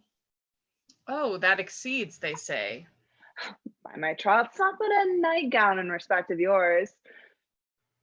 Cloth of gold and cuts and laced with silver, set with pearls, down sleeves, side sleeves, and skirts round under born of the bluish tinsel. Oh, but for a fine, quaint, graceful, and excellent fashion, yours is worth 10 on it. God give me joy to wear it, for my heart is exceeding heavy. 'Twill be heavier soon by the weight of man. Fie upon thee! Art not ashamed? Of what, lady? Of speaking honorably. It's not marriage honorable in a beggar. It's not your lord honorable without marriage. I think you would have me say, saving your reverence, a husband, and bad thinking do not rest true speaking. I'll offend nobody. Is there no harm, any harm in the heavier for a husband? None, I think. And it be the right husband and the right wife. Otherwise, 'tis light and not heavy. That's my lady Beatrice else. Here she comes. Enter Beatrice. Good morrow. Good morrow, cuz. Good morrow, sweet hero. Why, how now? Do you speak in the sick tune? I am out of all other tune, methinks. Absent delight of love. That goes without a burden. Do you sing it? I'll dance it. Ye light o' love with your heels. Then, if your husband have stables enough, you'll look he shall lack no barns. Illegitimate construction. I scorn that with my heels. 'Tis almost 5 o'clock, cousin. 'Tis time you were ready. By my troth, I am exceeding ill. Hi ho! For a hawk, a horse, or a husband? For the letter that begins them all. Ooh. Well, and you be not turned Turk. There's no more sailing by the star. What means the fool, trow? Nothing but God send everyone their heart's desire. These gloves the Count sent me. They are an excellent perfume. I am stuffed, cousin. I cannot smell. Maid and stuffed. There's goodly catching of cold. Oh, God help me. God help me. How long have you professed apprehension? Even since you left it. Does not my wit become me rarely? It is not seen enough. You should wear it in your cap. By my troth, I am sick. Get you some of this distilled Cardus Benedictus and lay it to your heart. 'Tis the only thing for a qualm. There, thou prickest her with a thistle. Benedictus! Why Benedictus? You have some moral in this Benedictus. Moral? No, by my troth, I have no moral meaning. I meant plain holy thistle. You may think perchance that I think you are in love. Hang by your lady. I am not such a fool to think what I list, nor I list not to think what I can, nor indeed I cannot think if it would think my heart out of thinking that you are in love, or you will be in love, or that you can be in love. If Benedict was such another, and now he has become a man. He swore he would never marry, and yet now, despite of his heart, he eats his meat without grudging. Now how you may be converted, I know not, but methinks you look with your eyes as other women do. What pace is this that thy tongue keeps? Not a false gallop. Re-enter Ursula. Madam, withdraw. The prince, the count, Signor Benedict, Don John, and all the gallants of the town are come to fetch you to church. Help me to dress, good coz, good Meg, good Ursula. Exeunt. Scene 5, another room in Leonato's house. Enter Leonato with Dogberry and Virgin. What would you with me, honest neighbor? Okay. Mary, sir, I would have some confidence with you that discerns you nearly. Brief, I pray you, for you see it is a busy time with me. Mary, this it is, sir. Yes, in truth it is, sir. What is it, my good friends? Goodman Verges, sir, speaks a little of the matter. An old man, sir, and his wits are not so blunt as, God help, I would desire they were, but in faith, honest as the skin between his brows. Yes, I thank God I am as honest as any man living that is an old man and no honester than I. Comparisons are odious. Palabras, neighbor Verges. Neighbors, you're tedious. It pleases your worship to say so, but we are the poor duke's officers. But truly, for mine own part, if I were as tedious as a king, I could find it in my heart to bestow it all of your worship. All thy tediousness on me, eh? Yeah, and 'twere 1,000 pound more than 'tis, for I hear as good exclamation on your worship as any man in the city. And though I be but a poor man, I am glad to hear it. And so am I. I would fain know what you have to say. Mary, sir, on our watch tonight, accepting your worship's presence, had taken a couple as an arrest, has taken a couple of as errant knaves as any in Messina. A good old man, sir. He will be talking, as they say, when the age is in. The wit is out. God help us. It is a world to see. Well said. If faith, neighbor Verges, well, God's a good man. As two men ride of a horse, one must ride behind. An honest soul, if faith, sir. By my troth, he is. As ever broke bread, but God to be worshipped. All men are not alike, alas. Good neighbor. Indeed, neighbor, he comes too short of you. God, gifts that God gives. I must leave you. One word, sir. Our watch, sir, have indeed comprehended 2 auspicious persons, and we would have them this morning examined before your worship. Take their examination yourself and bring it to me. I am now in great haste, as it may appear to you. It shall be sufficient. Drink some wine ere you go. Fare you well. Enter a messenger. Do we have a My lord, messenger? they stay for you to give your daughter to her husband. I'll wait upon them. I am ready. Exit Leonato and messenger. Go, good partner. Go get you to Francis Seacole and bid him bring his pen and inkhorn to the gale. We are now to examination these men. And we must do it wisely. We will spare for no wit, I warrant you. Here's that shall drive some of them to a non-come. Only get the learned writer to set down our excommunication and meet me at the jail. Excellent. Act 4, Scene 1, a church. Enter Don Pedro, Don John, Leonato, Friar Francis, Claudio, Benedict, Hero, Beatrice, and attendants. Come, Friar Francis, be brief. Only to the plain form of marriage, and you shall recount their particular duties afterwards. You come hither, my lord, to marry this lady. No. To be married to her, Friar. You come to marry her.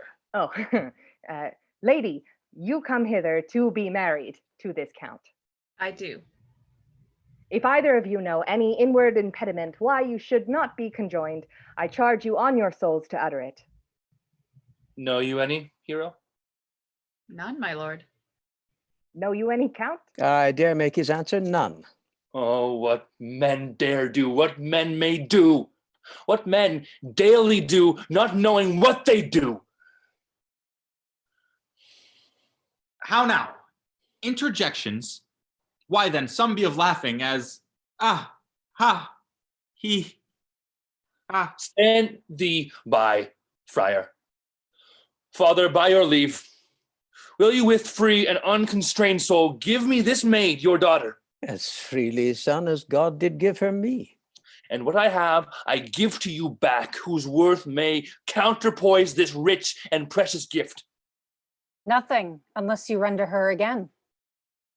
Sweet prince, you learn me noble thankfulness. There, Leonato, take her back again. Give not this rotten orange to your friend. She's but the sign and semblance of her honor. Behold how, like a maid, she blushes there. Oh, what authority and show of truth can cunning sin cover itself withal? Comes not that blood as modest evidence to witness simple virtue? Would you not swear, all you that see her, that she were a maid by these exterior shows? But she is none. She knows the heat of a luxurious bed. Her blush is guiltiness, not modesty. What do you mean, my lord? Not to be married, not to knit my soul to an approved wanton. Dear my lord, if you in your own proof have vanquished the resistance of her youth and made defeat of her virginity. I know what you would say. If I have known her, you will say she did embrace me as a husband, and so extenuate the forehand sin. No, Leonato, I never tempted her with word too large, but as a brother to his sister, showed bashful sincerity and comely love. And seemed I ever otherwise to you? Out on thee, seeming! I will write against it. You seem to me as Diane in her orb, as chaste as is the bud ere it be blown, but you are more intemperate in your blood than Venus, or those pampered animals that rage in savage sensuality. Is my lord well, that he doth speak so wide? Sweet prince, why speak not you? Why, what should I speak? I stand dishonored that have gone about to link my dear friend to a common stale. Are these things spoken, or do I but dream? Sir, they are spoken, and these things are true.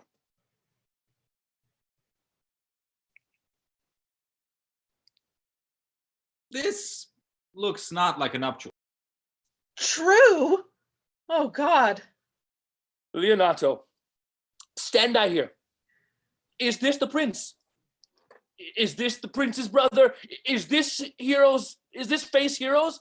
Are our eyes our own? All this is so, but what of this, my lord? Let me but move one question to your daughter, and by that fatherly and kindly power that you have in her, bid her answer truly. I charge thee do so, as thou art my child. Oh, God, defend me. How am I beset? What kind of catechizing call you this? To make you answer truly to your name. Is it not Hero? Who can blot that name with any just reproach? Mary, that can Hero. Hero itself can blot out Hero's virtue. What man was he talked with you yesternight, out at your window betwixt 12 and 1? Now, if you are a maid, answer to this. I talked with no man at that hour, my lord. Why, then you are no maid.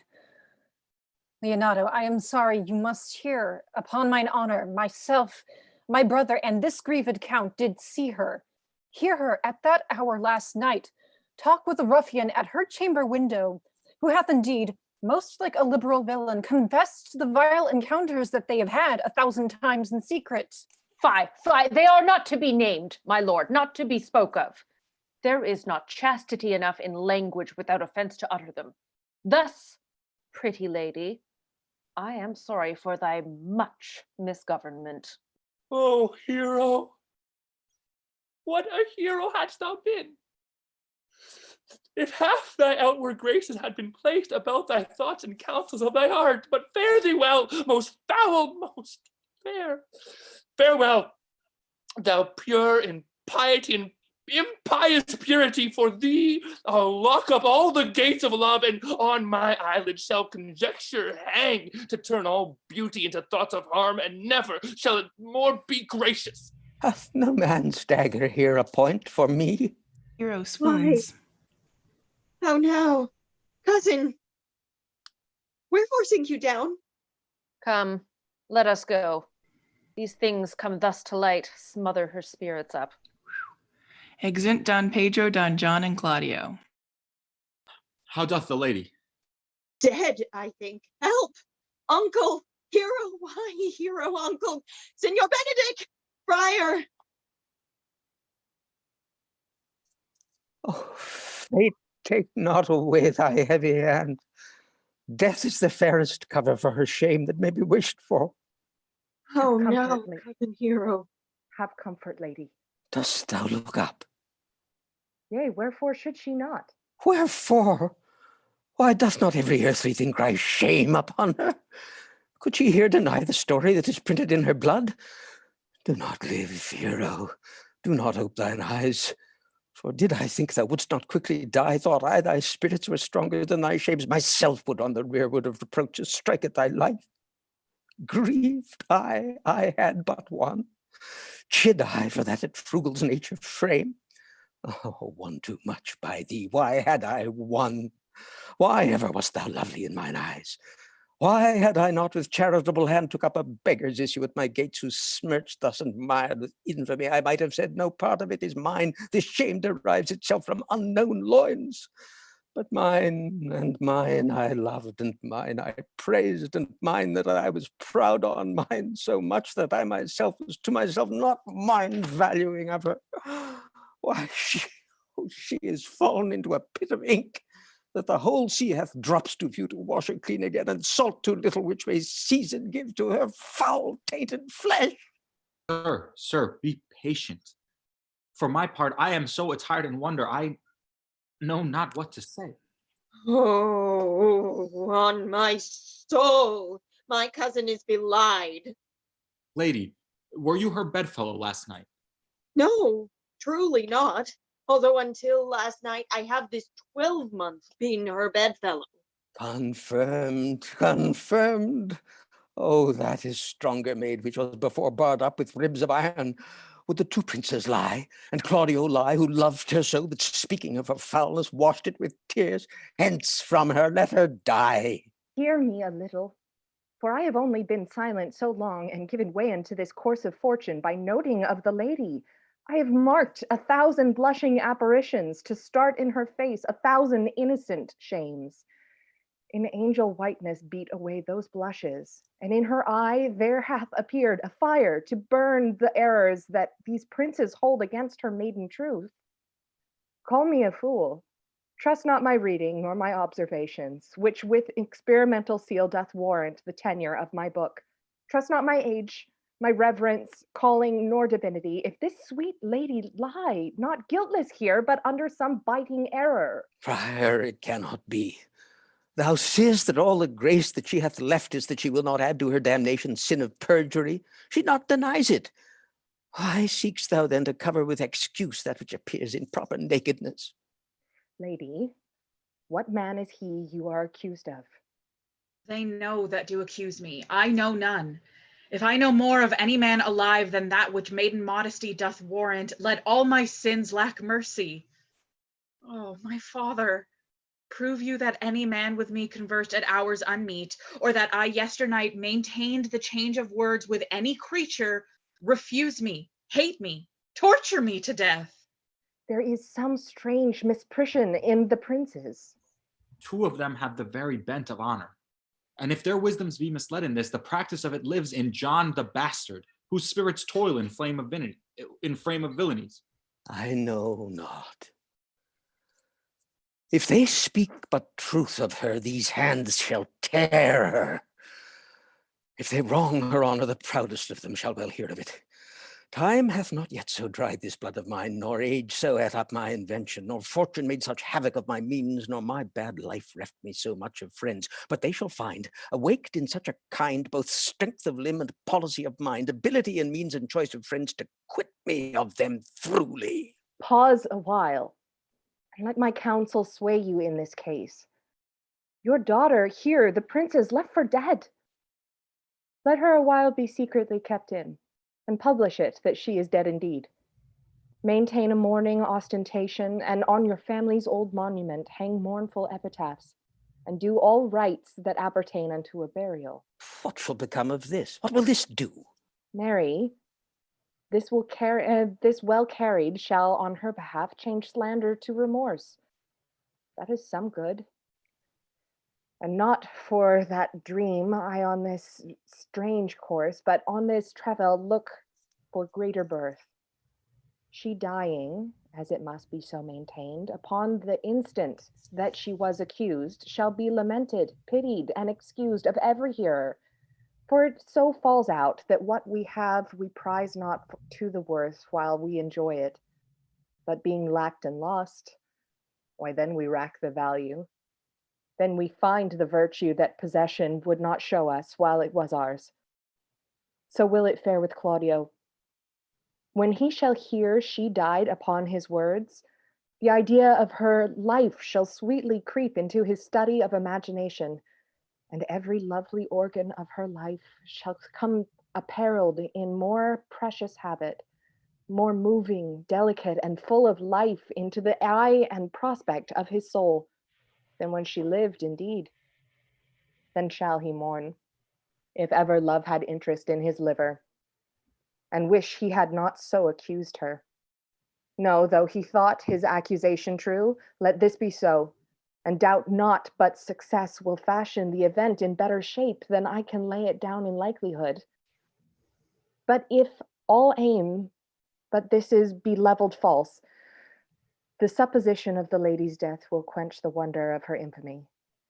And if it sort not well, you may conceal her, as best befit her wounded reputation in some reclusive and religious life, out of all eyes, tongues, minds, and injuries. Signor Leonato, let the friar advise you. And though you know my inwardness and love is very much unto the prince and Claudio, yet by mine honor I will deal in this as secretly and justly as your soul should with your body. Being that I flow in grief, the smallest twine may lead me. 'Tis well consented. Presently away, For to strange sores strangely they strain the cure. Come, lady, die to live. This wedding day, perhaps, is but prolonged. Have patience and endure. Exeunt all but Benedict and Beatrice. Lady Beatrice, have you wept all this while? Yea, and I will weep a while longer.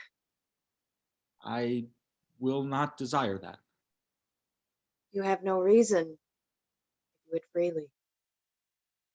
Surely, I do believe your fair cousin is wronged. How much might the man deserve of me that would right her? Is there any way to show such friendship? A very even way, but no such friend. May a man do it? It is a man's office, but not yours.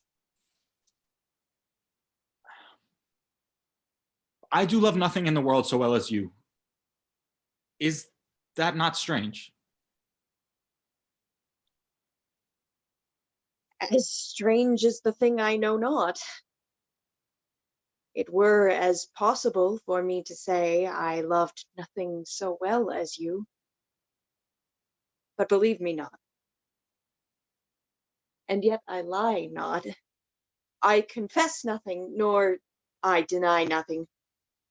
I am sorry for my cousin. By my sword, Beatrice, thou lovest me. Do not swear it.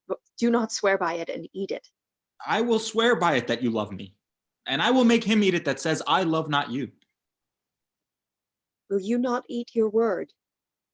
With no sauce that can be devised to it. I protest, I love thee. Then God forgive me. What offense, sweet Beatrice. You have stayed me in a happy hour. I was about to protest I loved you. And do it with all thy heart. I love you with so much of my heart that none is left to protest. Come, bid me do anything for thee. Kill Claudio. Not for the wide world. You kill me to deny. Farewell. Tarry, sweet Beatrice. I am gone, though I am here. There is no love in you. Nay, I pray you, let me go. Beatrice. In faith, I will go. We'll be friends first. You dare easier be friends with me than fight with mine enemy. Is Claudio thine enemy? Is I not approved in the height a villain that hath slandered, scorned, dishonored my kinsman? Oh, that I were a man. What? Bear her in hand until they come to take hand.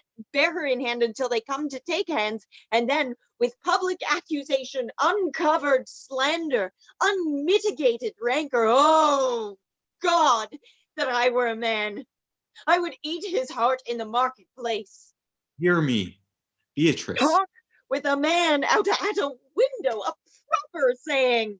Hey, but Beatrice. Sweet hero, she is wronged. She is slandered. She is undone. Beatrice. Princes and counties, surely a princely testimony, a goodly count comfit, a sweet gallant, surely. Oh, that I were a man for his sake, or that I had any friend would be a man for my sake. But manhood is melted into curtsies, valor into compliment, and men are only turned into tongue, and trim ones too.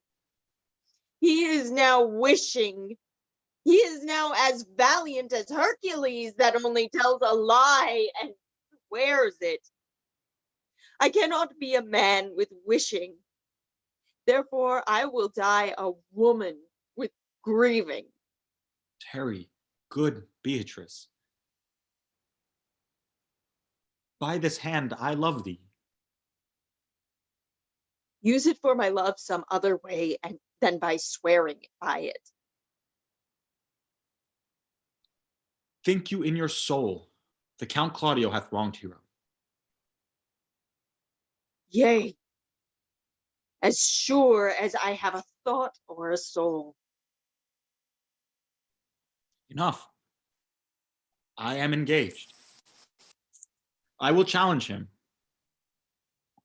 I will kiss your hand, and so I leave you.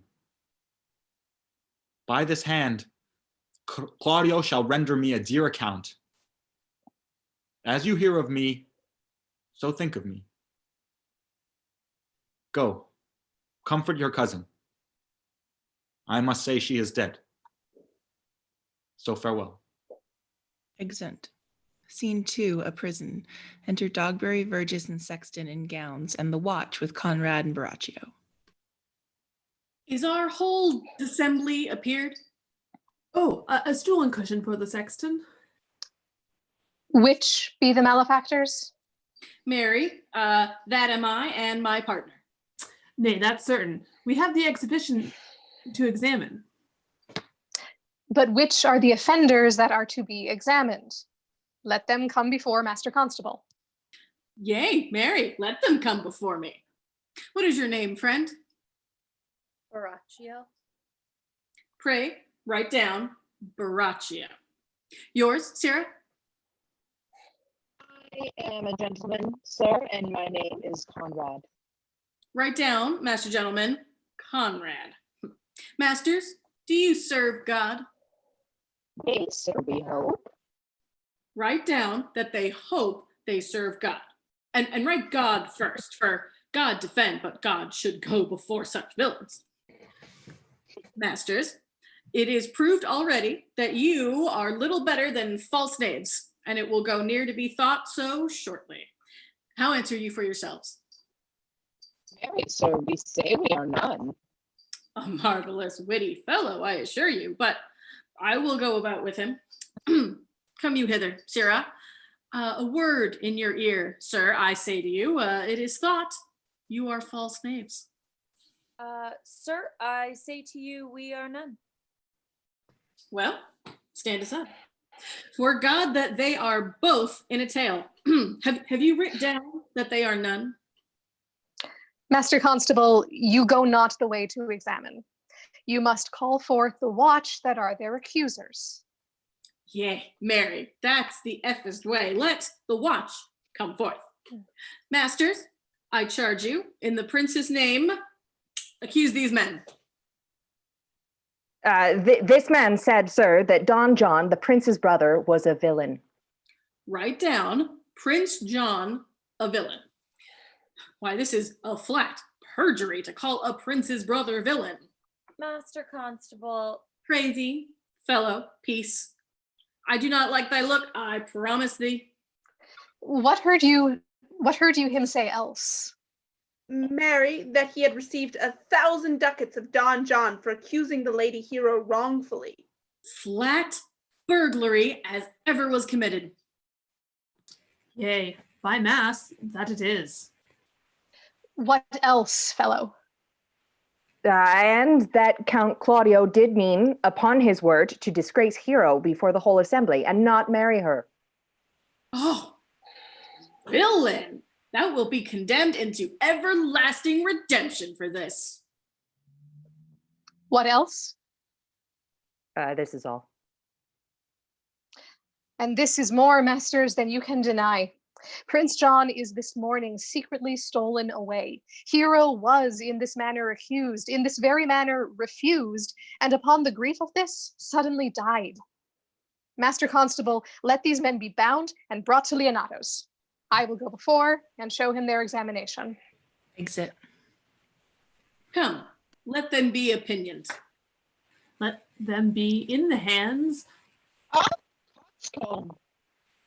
God's my life. Where's the sexton? Let him write down the prince's officer, Coxcomb. Come, bind them, thou naughty varlet. Away! You are an ass. You are an ass. Dost thou not suspect my place? Dost thou not suspect my years? Oh, that he were here to write me down an ass. But masters, remember that I am an ass. Though it be not written down, yet forget not that I'm an ass.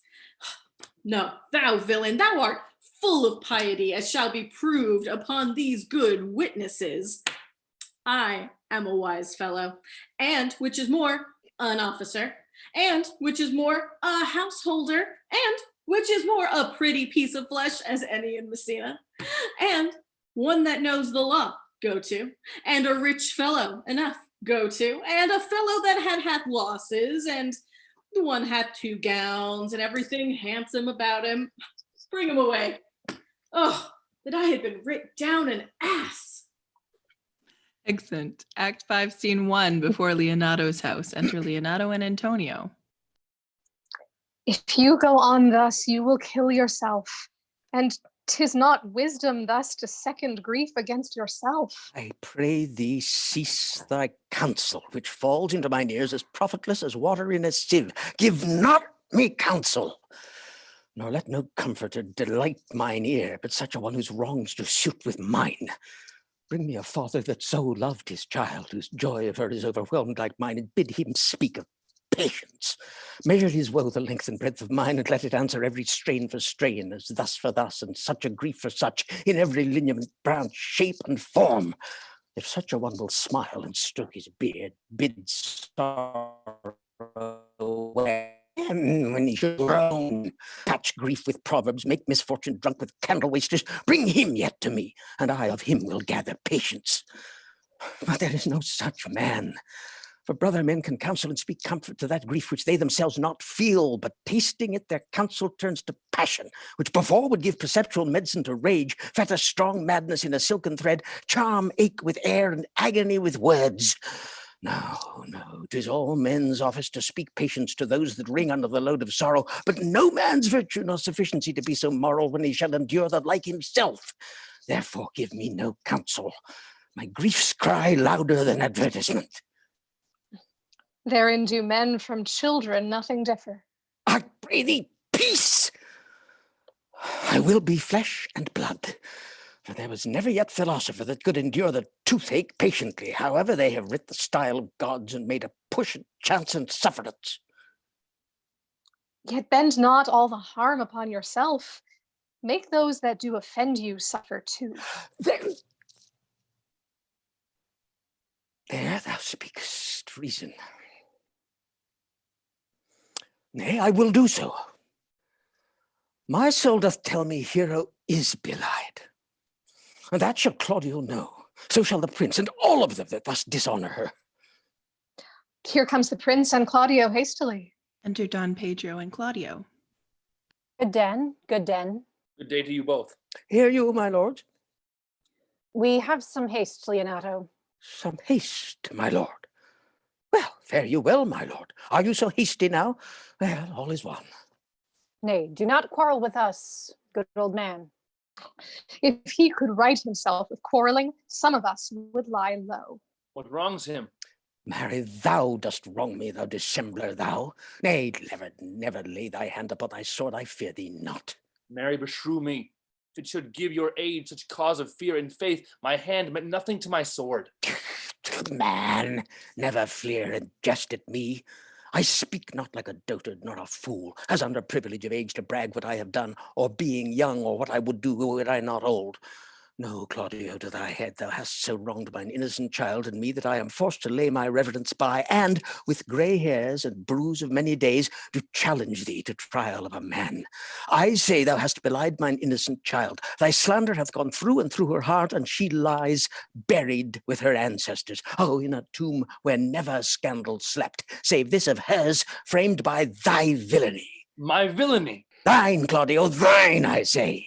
You say not right, old man. My lord, I'll prove it on his body if he dare, despite his nice fence and his active practice, his May of youth and bloom of lustihood.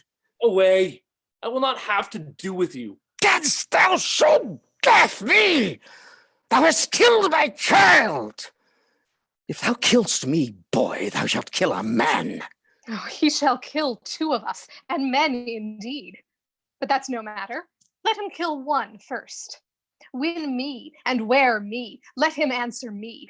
Come, follow me, boy. Come, sir boy. Come, follow me. Sir boy, I'll whip you from your foining fence. Nay, as I am a gentleman, I will.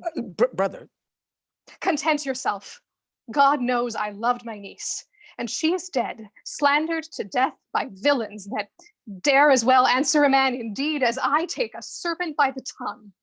Boys, apes, braggarts, jacks, millsops. Brother Anthony.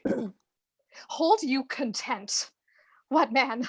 I know them, yea, and what they weigh, even to the utmost scruple. Scrambling, outfacing, fashion-monging boys that lie and cog and flout, deprave and slander, go antiquely show outward hideousness, and speak off half a dozen dangerous words, how they might hurt their enemies if they durst. And this is all. But, Brother Anthony... Come, 'tis no matter. Do not you meddle, let me deal in this. Gentlemen both, we will not wake your patience. My heart is sorry for your daughter's death, but on my honor, she was charged with nothing but what was true and very full of proof. My lord, my lord. I will not hear you. No? Come, brother, away. I will be heard. And shall, or some of us will smart for it. Exeunt Leonato and Antonio. See, here comes the man we went to seek. Enter Benedict. Now, Signor, what news? Good day, my lord. Welcome, Signor. You are almost come to part almost a fray.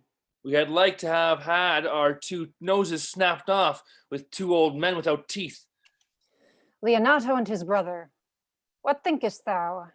Had we fought, I doubt we should have been too young for them. In a false quarrel, there is no true valor. I came to seek you both. We have been up and down to seek thee, for we are high proof melancholy and would fain have it beaten away. Wilt thou use thy wit? It is in my scabbard. Shall I draw it? Dost thou wear it, thy wit by thy side? Never any did so, though very many have been beside their wit. I will bid thee draw as we do the minstrels, draw to pleasure us. As I am an honest man, he looks pale. Art thou sick or angry? What? Courage, man! What thou care kill the cat, thou hast metal enough in thee to kill care. Sir, I shall meet your wit in the career, and you charge it against me. I pray you, choose another subject. Nay then, give him another staff. This last was broke cross. By this light he changes more and more. I think he be angry indeed. If he be, he knows how to turn his girdle. Shall I speak a word in your ear? God bless me from a challenge. You are a villain. I jest not. I will make it good how you dare, with what you dare, and when you dare. Do me right, or I will protest your cowardice. You have killed a sweet lady, and her death shall fall heavy on you. Let me hear from you. Well, I will meet you, so I may have good cheer. What, a feast, a feast. In faith, I thank him.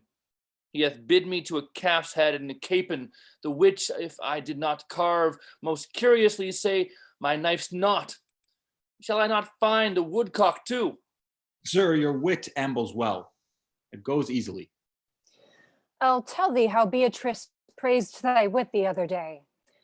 I said thou hadst a fine wit. True, she said, a fine little one. No, said I, a great wit. Right, says she, a great gross one. Nay, said I, a good wit. Just, said she, it hurts nobody. Nay, said I, the gentleman is wise. Certain, she said, a wise gentleman. Nay, said I, he hath the tongues. That I believe, she said, for he swore a thing to me on Monday night, which he forswore on Tuesday morning. There's a double tongue, there's 2 tongues. Thus did she, an hour together, transshape thy particular virtues, yet at last she concluded with a sigh, thou wast the properest man in Italy. For the which she wept heartily, and said she cared not.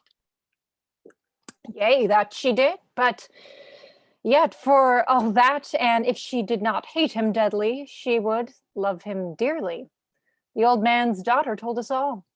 Oh, Oh, and moreover, God saw him when he was hid in the garden. But when shall we set the savage bull's horns on the sensible Benedict's head? Yea, and text underneath, here dwells Benedict, the married man. Fare you well, boy. I know you know my mind. I will even out your gossip-like humor. You break jests as braggarts do their blades, which God be thanked hurt not. My lord, for your many courtesies, I thank you. I must discontinue your company. Your brother, the bastard, is fled from Messina. You have among you killed a sweet and innocent lady. For my lord Blackbeard there, he and I shall meet. Until then, peace be with him. Exit. He is in earnest. In most profound earnest, and I'll warrant you, for the love of Beatrice. And hath challenged thee. Most sincerely. What a pretty thing man is when he goes in his doublet and hose and leaves off his wit. He is then a giant to an ape, but then is an ape a doctor to such a man. But soft you, let me be. Pluck up my heart and be sad. Did he not say my brother was fled? Enter Dogberry Verges in the watch with Conrad and Baraccio. Come you, sir, if justice cannot tame you, she shall never weigh more reasons in her balance. Nay, and you be a cursing hypocrite once, you must be looked to. How now? 2 of my brother's men bound, Baraccio one. Hearken after their offense, my lord. Officers, what offense have these men done?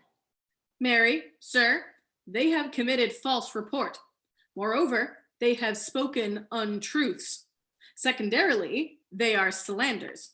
6th and lastly, they have belied a lady. Thirdly, they have verified unjust things. And to conclude, they are lying knaves. First, I ask thee what they have done. Thirdly, I ask thee what's their offense. 6th and lastly, why they are committed, and to conclude what you lay to the charge. Rightly reasoned, and in his own division, and by my troth, there's one meaning well suited. Who have you offended, masters, that you are thus bound to your answer? This learned constable is too cunning to be understood. What's your offense? Sweet prince, let me go no further to mine answer. Do you hear me and let this count kill me? I have deceived even your very eyes. What your wisdoms could not discover, these shallow fools have brought to light. Who in the night overheard me confessing to this man how Don John, your brother, incensed me to slander the lady hero, how you were brought into the orchard and saw me court Margaret in hero's garments, how you disgraced her when you should marry her. My villainy they have upon record, which had rather seal with my death than repeat over to my shame. The lady is dead upon mine and my master's false accusation, and briefly, I desire nothing but the reward of a villain. Runs not this speech like iron through your blood? I have drunk poison whilst he uttered it. What did my brother set thee on this? Yea, and paid me richly for the practice of it. He is composed and framed of treachery, and fled he is upon this villainy. Sweet hero, now thy image doth appear in the rare semblance that I loved at first. Come, bring away the plaintiffs. By this time our sexton hath reformed, Signor Leonato of the matter, and masters, do not forget to specify, when time and place shall serve, that I am an ass. Here comes Master Signor Leonato, and the sexton too. Re-enter Leonato and Antonio with the sexton. Which is the villain? Let me see his eyes, that when I note another man like him, I may avoid him.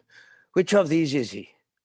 If you would know your wronger, look on me. Art thou the slave that with thy breath hast killed mine innocent child? Yea, even I alone. No, not so, villain, thou beliest thyself. Here stand a pair of honorable men. A third is fled that had a hand in it. I thank you, princes, for my daughter's death. Record it with your high and worthy deeds. 'Twas bravely done, if you bethink you of it. I know not how to pray your patience, yet I must speak. Choose your revenge yourself. Impose me to what penance your invention can lay upon my sin. Yet sinned I not, but in mistaking. By my soul, nor I. And yet, to satisfy this good old man, I would bend under any heavy weight that he'll enjoin me to. I cannot bid you bid my daughter live. That were impossible. But I pray you both possess the people in Messina here how innocent she died. And if your love can labor aught in sad invention, hang her an epitaph upon her tomb and sing it to her bones. Sing it tonight.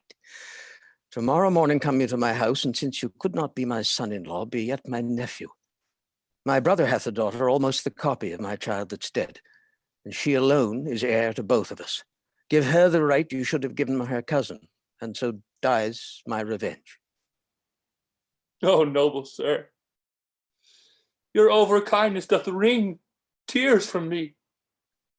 I do embrace your offer and dispose for henceforth of poor Claudio. Tomorrow then I will expect your coming. Tonight I take my leave. This naughty man shall face to face be brought to Margaret, who I believe was packed in all this wrong, hired to it by your brother. No, by my soul she was not, nor knew not what she did when she spoke to me, but always hath been just and virtuous in anything that I do know by her.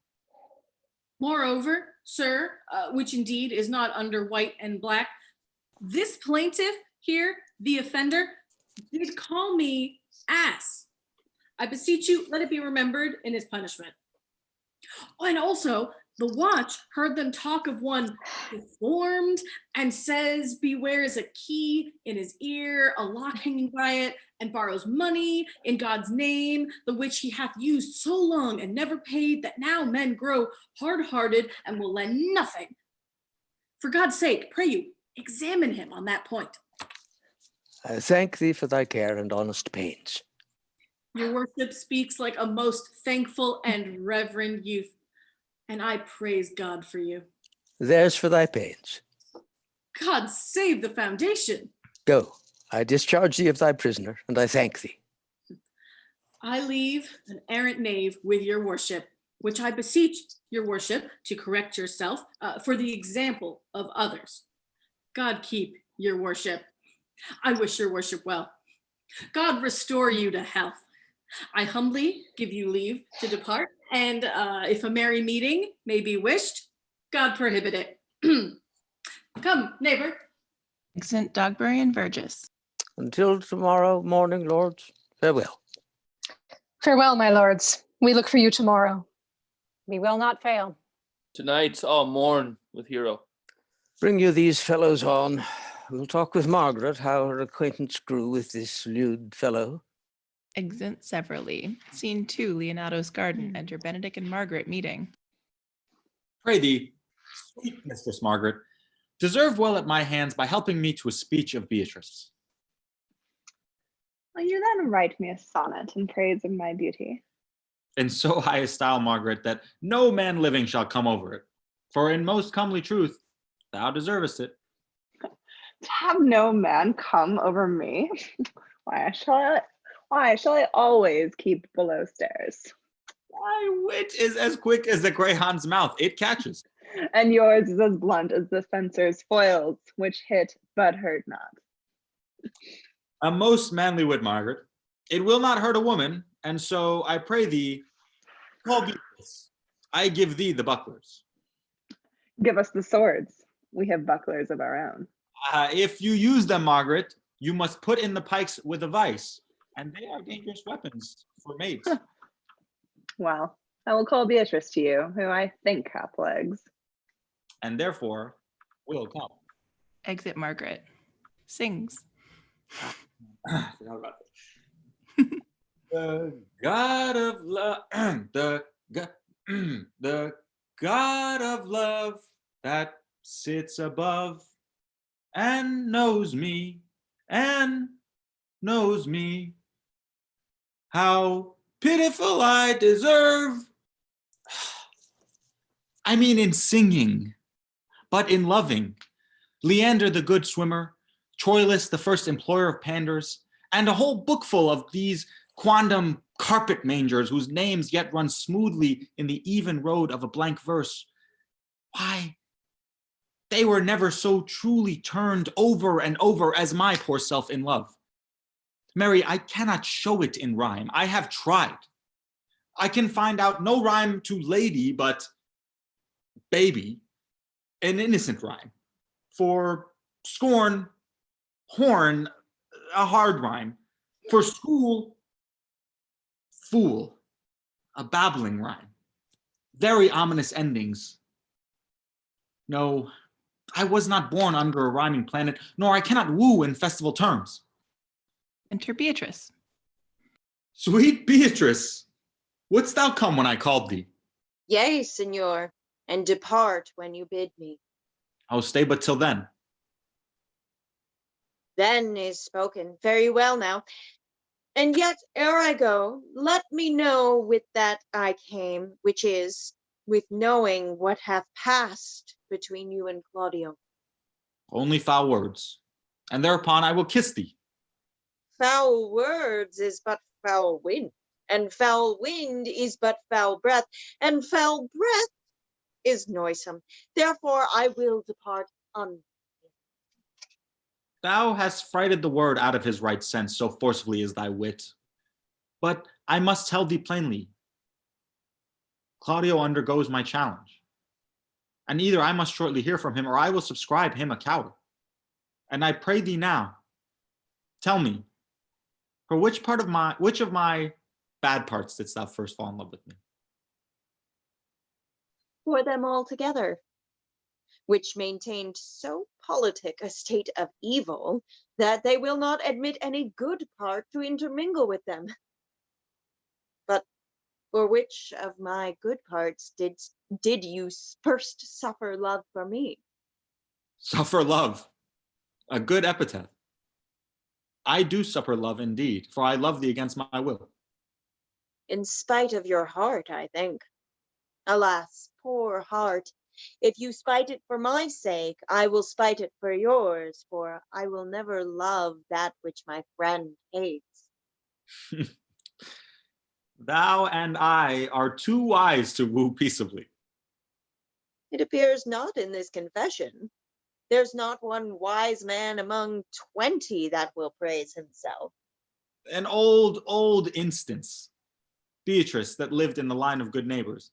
If a man do not erect in this age his own tomb ere he dies, he shall live no longer in monument than the bells ring and the widow weeps. And how long is that, think you? Question, why, an hour in clamor and a quarter in room. Therefore is it most expedient for the wise, if Don Worm his conscience find no impediment to the contrary, to be the trumpet of his own virtues, as I am to myself. So much for praising myself, who I myself will bear witness is praiseworthy. Now tell me, how doth your cousin? Very ill. And how do you? Very ill too. Serve God, love me, and mend. There will I leave you too, for here comes one in haste. Enter Ursula.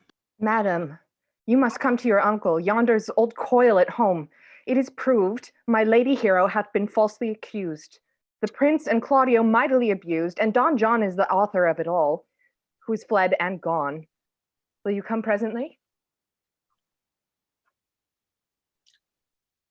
Will you go hear this news, Signor? I will live in thy heart, die in thy lap, and be buried in thy eyes. And moreover, I will go with you to thy uncle's. Exeunt. Scene 3, a church. Enter Don Pedro, Claudio, and 3 or 4 with tapers. Is this the monument of Leonardo? It is, my lord. Done to death by slanderous tongues was the hero that here lies. Death and guerdon of her wings, wrongs gives her fame which never dies. So the life that died with shame, lives in death with glorious fame. hang thou there upon the tomb, praising her when I am dumb. Now, music, sound, and sing your solemn hymn. Pardon, goddess of the night, those that slew thy virgin night, for the which with songs of woe round about her tomb they go. Midnight, assist our moan, help us to sigh and groan. Heavily, heavily, graves yawn and yield your dead, till death be uttered heavily, heavily. Now, unto thy bones, good night. Yearly will I do this right. Good morrow, masters. Put your torches out. The wolves have prayed, and look, the gentle day, before the wheels of Phoebus round about, dapples the drowsy east with spots of gray. Thanks to you all, and leave us. Fare you well. Good morrow, masters, each his several way. Come, let us hence, and put on other weeds, and then to Leonato's we will go. And him and now with luckier issue speeds than this for whom we rendered up this woe. Excellent. Scene 4, a room in Leonato's house. Enter Leonato, Antonio, Benedict, Beatrice, Margaret, Ursula, Friar Francis, and Hero. Did I not tell you she was innocent? So are the prince and Claudio, who accused her upon the error that you heard debated. But Margaret was in some fault for this, although against her will, as it appears in the true course of all the question. Well, I am glad that all things sort so well. And so am I, being else by faith and force to call young Claudio to a reckoning for it. Well, daughter, and you gentlewomen all, withdraw into a chamber by yourselves, and when I send for you, come hither masked. Exeunt ladies. The prince and Claudio promised by this hour to visit me. You know your office, brother. You must be father to your brother's daughter and give her to young Claudio. Which I will do with confirmed countenance. Friar, I must entreat your pains, I think. To do what, Signor? To bind me or undo me, one of them. Signor Leonato, truth it is, good Signor, your niece regards me with an eye of favor. That eye my daughter lent her, 'tis most true. And I do with an eye of love requite her. The sight whereof I think you had from me, from Claudio, and the prince. But what's your will? Your answer, sir, is enigmatical. But for my will is your goodwill may stand with ours. This day to be conjoined in the state of honorable marriage, in which, good friar, I shall desire your help. My heart is with your liking. And my help. Here comes the prince and Claudio. Enter Don Pedro and Claudio and 2 or 3 others. Good morrow to this fair assembly. Good morrow, prince. Good morrow, Claudio. We here attend you. Are you yet determined today to marry with my brother's daughter? I'll hold my mind were she in Ethiop. Call her forth, brother. Here's the friar ready. Exit Antonio. Good morrow, Benedict. Why, what's the matter that you have such a February face, so full of frost, of storm and cloudiness? I think he thinks upon the savage bull. Tush, fear not, man. We'll tip thy horns with gold, and all Europa shall rejoice at thee, as once Europa did at lusty Jove, when he would play the noble beast in love. Bull Jove, sir, had an amiable low, and some such strange bull leaped your father's cow, and got a calf in the same noble feat, much like to you, for you have just his bleat. For this I owe you. Here comes other reckonings. Re-enter Antonio with the ladies masked. Which is the lady I must seize upon? This same is she, and I do give you her. Why then she's mine. Sweet, let me see your face. Oh, that you shall not, till you take her hand before this friar and swear to marry her. Give me your hand. Before this holy friar, I am your husband, if you like of me. And when I lived, I was your other wife. Unmasking. And when you loved, you were my other husband. Another hero? Nothing certainer. One hero died defiled, but I do live, and surely as I live, I am a maid. The former hero. Hero that is dead. She died, my lord, but whilst her slander lived. All this amazement, can I qualify when after that the holy rites are ended? I'll tell you largely of fair hero's death. Meantime, let wonder seem familiar, and to the chapel let us presently. Soft and fair friar, which is Beatrice?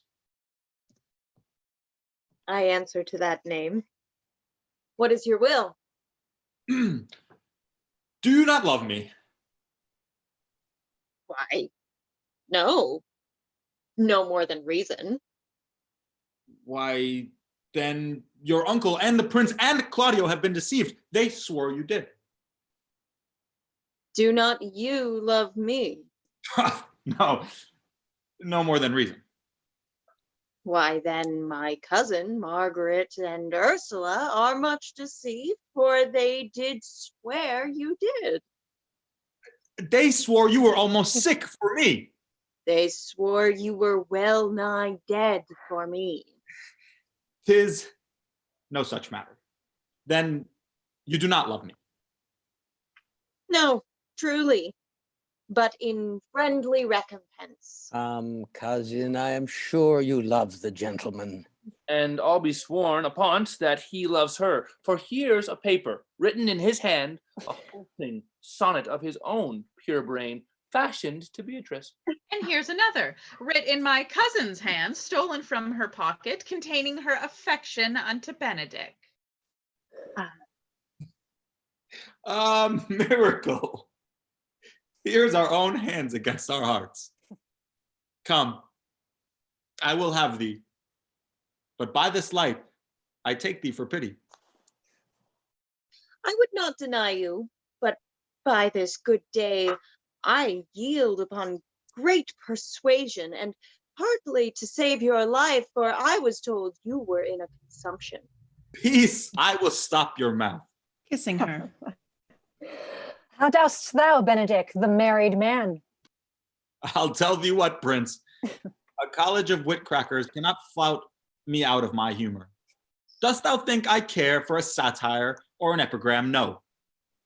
If a man will be beaten with brains, I shall wear nothing handsome about him. In brief, since I do purpose to marry, I will think nothing to any purpose that the world can say against it. And therefore, never flout at me for what I have said against it. For man is a giddy thing. And this is my conclusion. For thy part, Claudio, I did think to have beaten thee, but in that thou art like to be my kinsman, live unbruised and love my cousin. I had well hoped thou wouldst have denied Beatrice, that I might have cudgeled thee out of thy single life, to make thee a double dealer, which out of question thou wilt be, if my cousin do not look exceedingly narrowly to thee. We are friends. Let's have a dance ere we are married, that we may lighten our own hearts and our wives' heels. We'll have dancing afterward. First of my word. Therefore play music. Prince, thou art sad. Get thee a wife. Get thee a wife. There is no staff more reverend than my horn. Enter a messenger. My lord, your brother John is ta'en in flight and brought with armed men back to Messina. Think not on him till tomorrow. I'll devise thee brave punishments for him. Strike up, pipers. Dance. Exit.